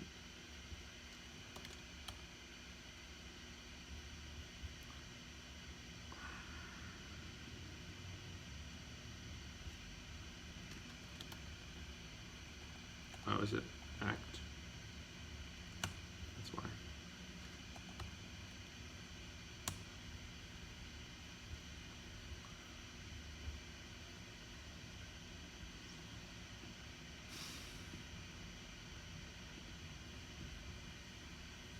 That's kind of cool. It might be a little boring, but you know, we can do a pairing, of course. Let's not forget. Plenty of pairings.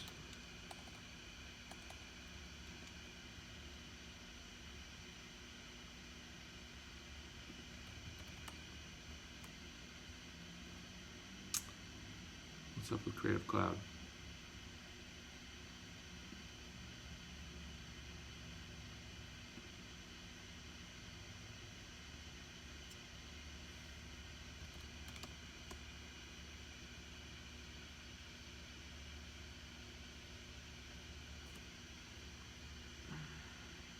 Let's get up in my menu bar.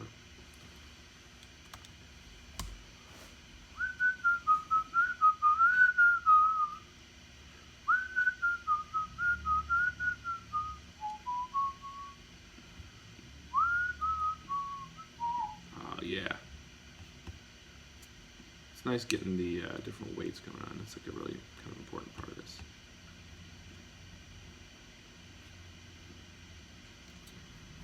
Oh man. Well.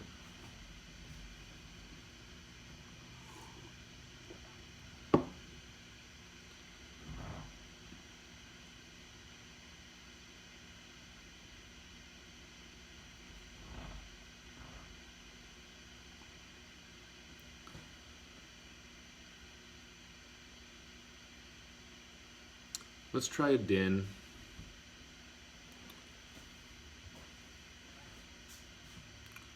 Oh my god, computers.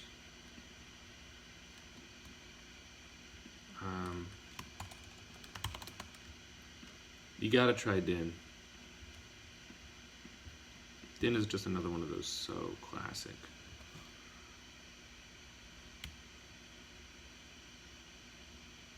It's fun. It's got a little bit of funk to it.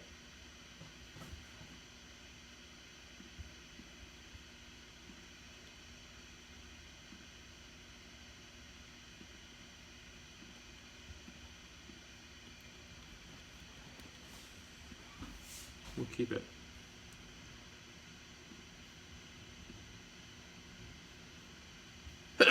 Excuse me. All right, let's see if Paralucent's ready, and if it's not, we're gonna give up. Nice. Okay, so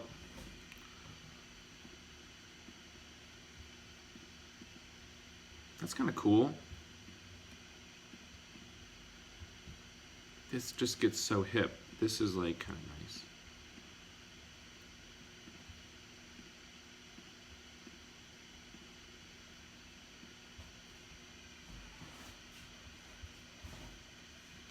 Ooh, I gotta go in a few minutes. Okay.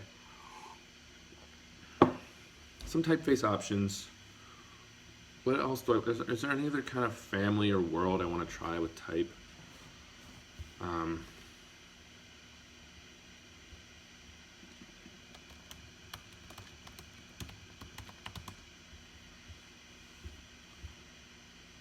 It's neat. I just don't want to spend $49 on every weight. And, you know, if I knew I loved it, maybe I would. If I was making any money with this, but, you know, it's not the right thing.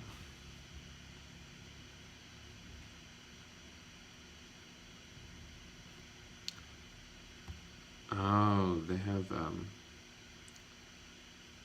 condensed and extended. Man, they've got a lot of stuff. Well, no wonder this is popular, because there's a lot you can do with it. Pretty sure it's popular. Okay, guys.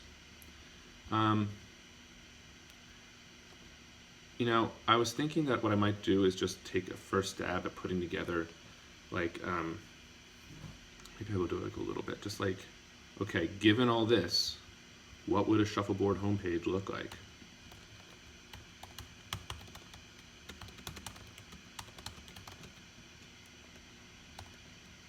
I'm feeling pretty tired. I'm going to definitely take a break before I get back to my other work. But I think it'd be fun to just try out this a little bit.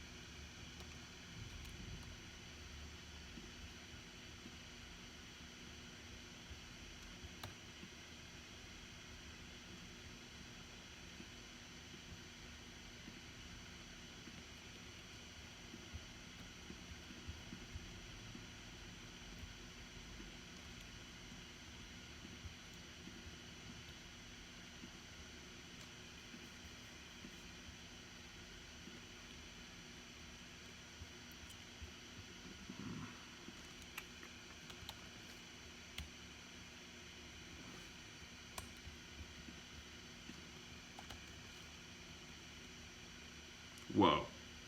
Did I want to go that far? I'm not sure I did. I'm not sure about that as a pairing, but we'll see how it goes. This is actually a really huge artboard right now.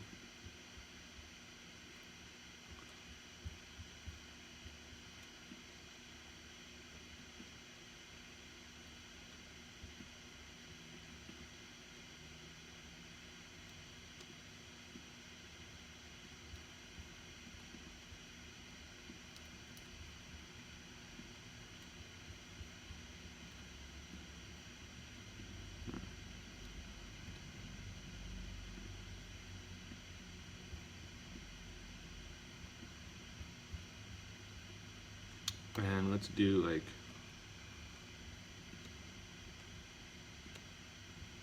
what if we went crazy with it?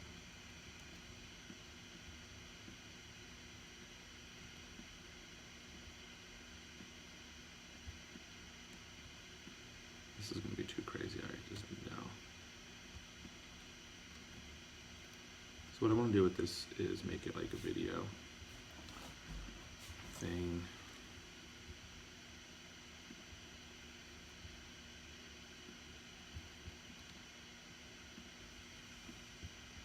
Too much.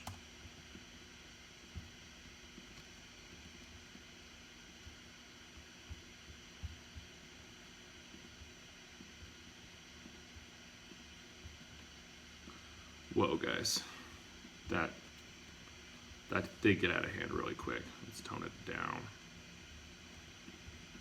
See, we've lost our big white room.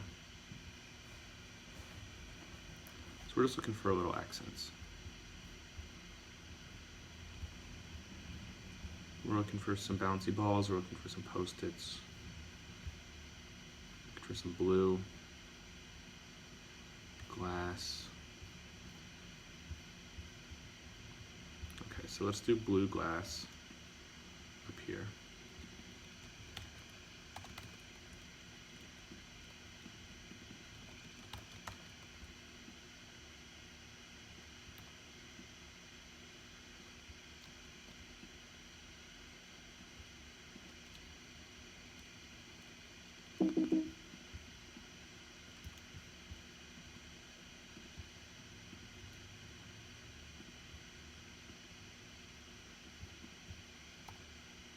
Well, I'm not working at 1x at all.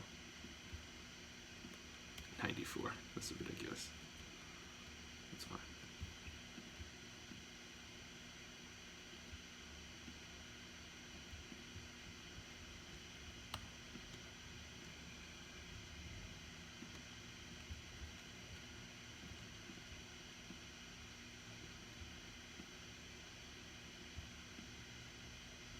This will be some content or some video.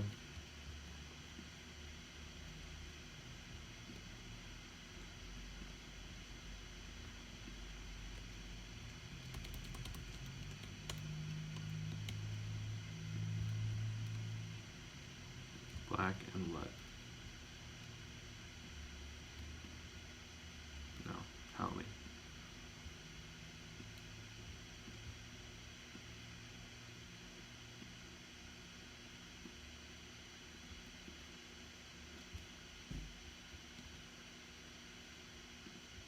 Actually, I like the red, or the rectangle red.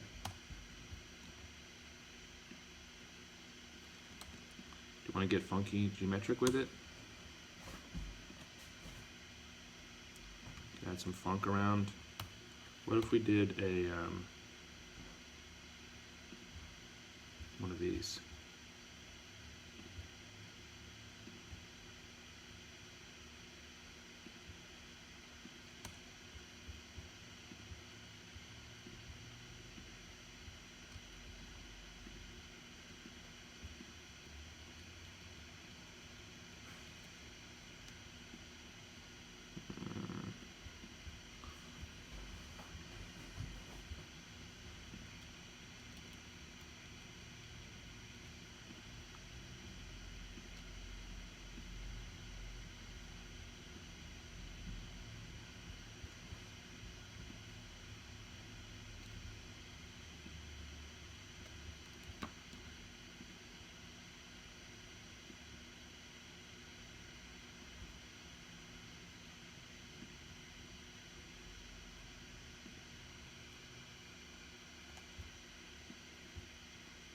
So this whole splotchy strap, you know, not really sure where it's going.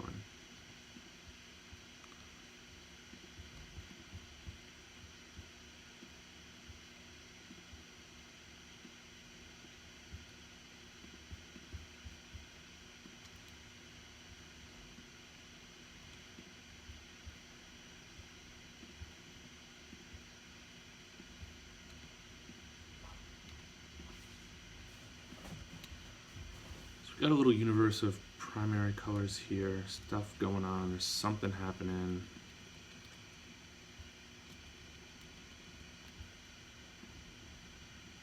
This ain't a logo, but it could be.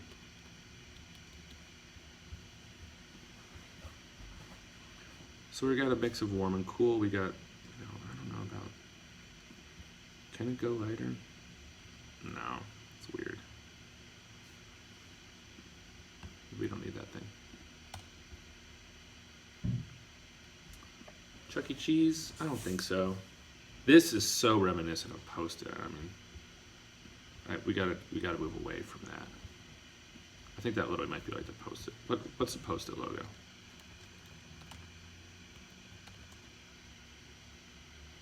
Oh, no, it's different.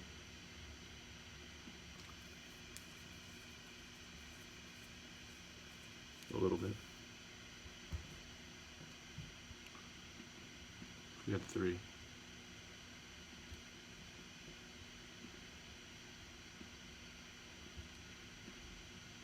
Woof.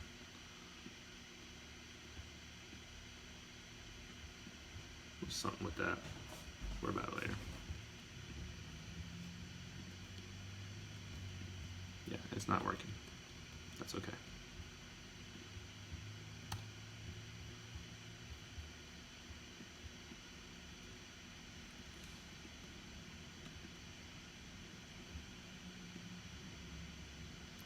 The warm gray is still very interesting to me.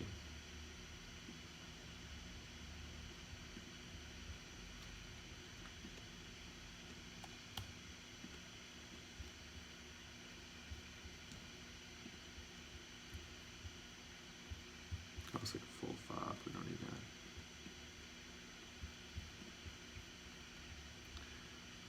that. The geometric,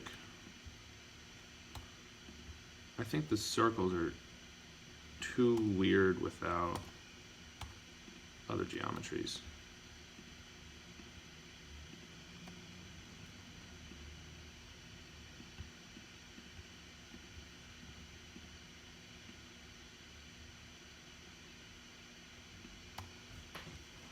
Yeah.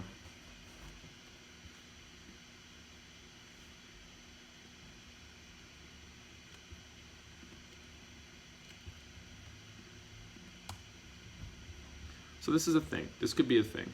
Like, you could see this heading a direction. It's got the geometry, it's got the Mondrian, it's got the bouncing balls. It's a designy thing, clearly. It's hinting towards some design stuff. It's still clean, it's still bold. You know, we had a lot at the top of our funnel here, so to speak, trying to condense a brand down into something.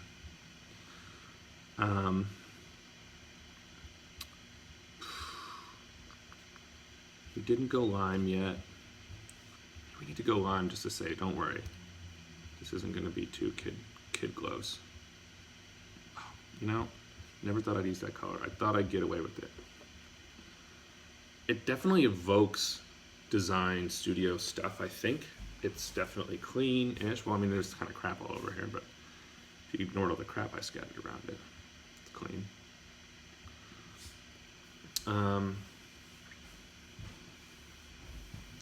Yeah, I mean, the whole geometry at the beginning, just throwing geometries on a screen, it's like, hey, cool, it's a bunch of geometries, is like a standard go-to. It's sort of a crutch or one of those things that kind of like this image bit here. How are we doing on time? We gotta go.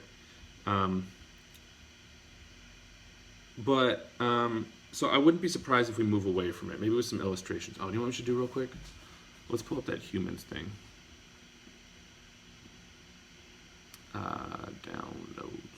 Downloads. Games. All right, there's some humans.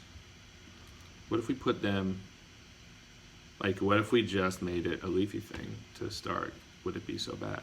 Probably not.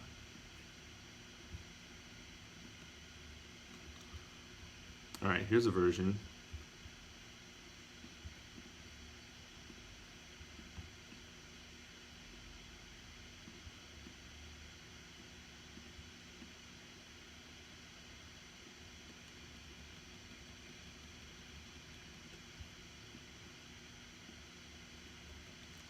Whoops.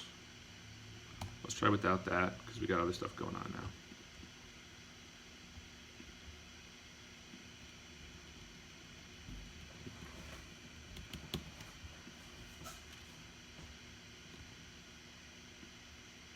Oh.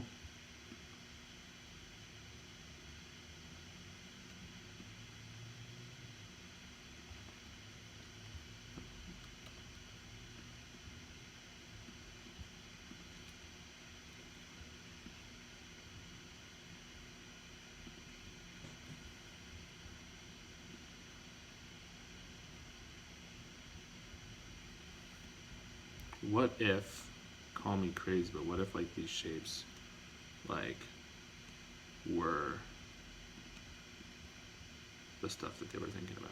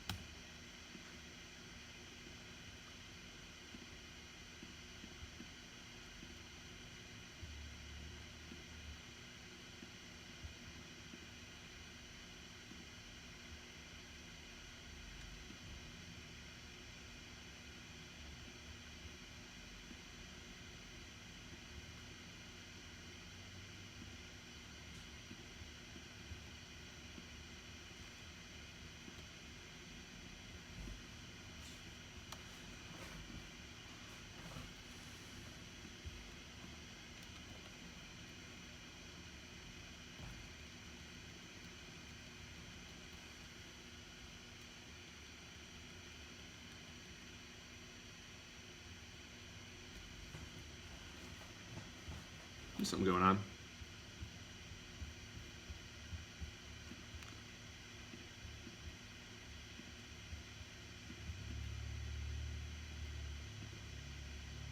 So I'm not gonna say that I'm like in love with this beyond everything in the world. Maybe it needs time to grow on me. Maybe it's not good yet. I know this isn't good yet.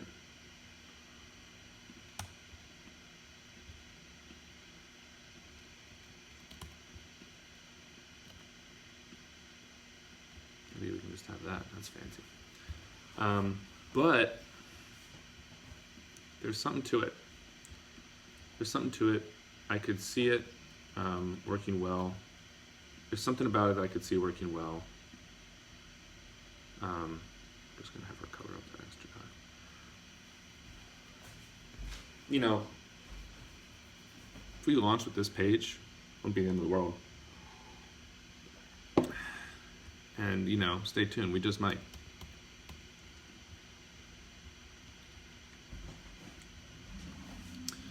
All right, so guys, this is a fun day.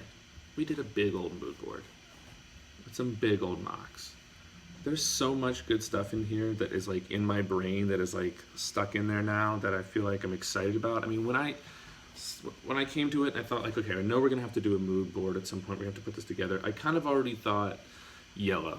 Like I kind of had that in my head. I already had black, and I had somehow lighter, fun, colorful. But I didn't know how these colors would come together and play out. I didn't know that we'd find some patterns here that made a lot of sense. I didn't the Mondrian, I didn't have the book or the shoe. There's always something that comes up. I'm so glad we remember these post-it note stuff. And there's just, it's a little bit eclectic, these things here. Oh, the grid. Okay, hold on. Maybe we have to just do one more little thing just to see if it would work.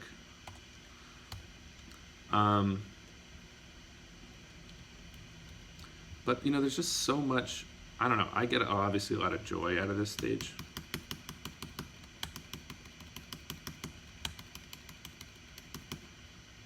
There's a lot going on. I chose to work so big that this is going to be almost impossible.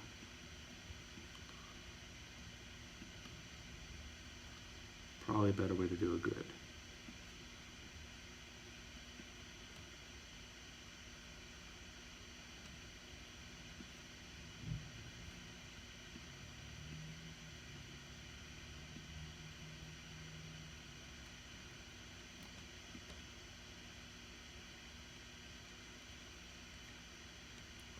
That's a weird grid.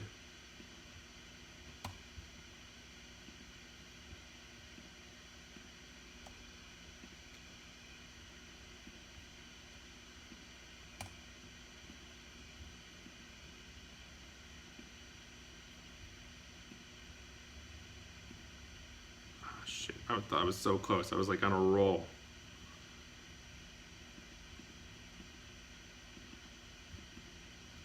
All right, whatever. This is what we're gonna do.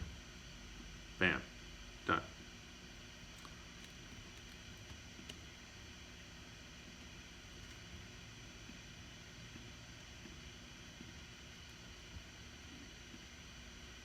Ooh, so we can put some gridded stuff in there. So that when you're putting people on stuff, like if she comes back, we can just take her and put her in like a world like this with the grid and the post-its.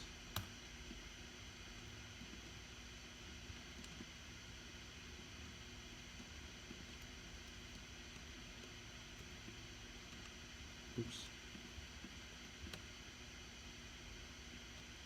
Ooh, guys, this is something else. I could see it. Can't you see it?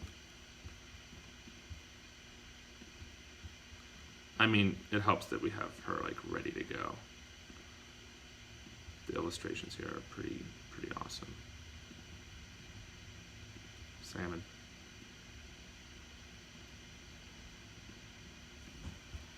But with the grid, there's something about the grid.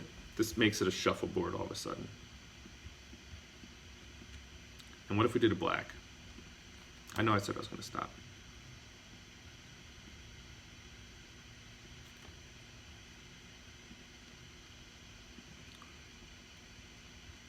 Kind of a messy black arrow. It feels pretty collaborative to me.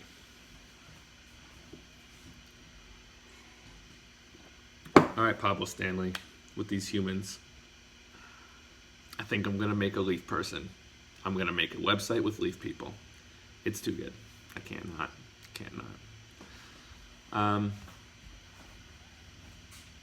Okay, guys, we had so much fun today. We did typefaces. We did color palettes with hues. We had like themes going on. We had all this inspiration. We found these these common threads through everything, this translucent glass vibe. It's here. It's here. We found colors that keep popping up, salmons and limes, and our primaries. We went into art and weird music videos from the 2000s and the Post-it Notes corporate website and craft supplies and shapes and tone and materials and textures and tropes and crappy Instagram filters and designers matching outfits. God love them. Galleries and dribble and everything. This is fun. This is fun. This is why branding is so fun. I kind of can, and look at that. That's some geometric font right there. And we kind of put it together in like a vibe. Like this feels like our vibe, right? Doesn't it feel like our vibe? There's something going on here with this. So not bad for a few hours at it. I think branding wise, Shuffleboard has like a bit of a voice. There's a little bit of a voice going on, and that feels good. That feels like a box that's checked in my mind. I feel pretty confident that I'm gonna let this sit. I'm gonna see some things I don't like about it. We'll fix it later. Oh, she's pregnant. Oh, I didn't even know that. We're gonna see some stuff that I don't like, that I want to, tweak and fix and change. But that'll be later. This is a good break, good mix up to the rhythm, and we have some more product to build. But I feel like we're on our way. Cool. All right, I gotta roll. I gotta eat and get to some other stuff.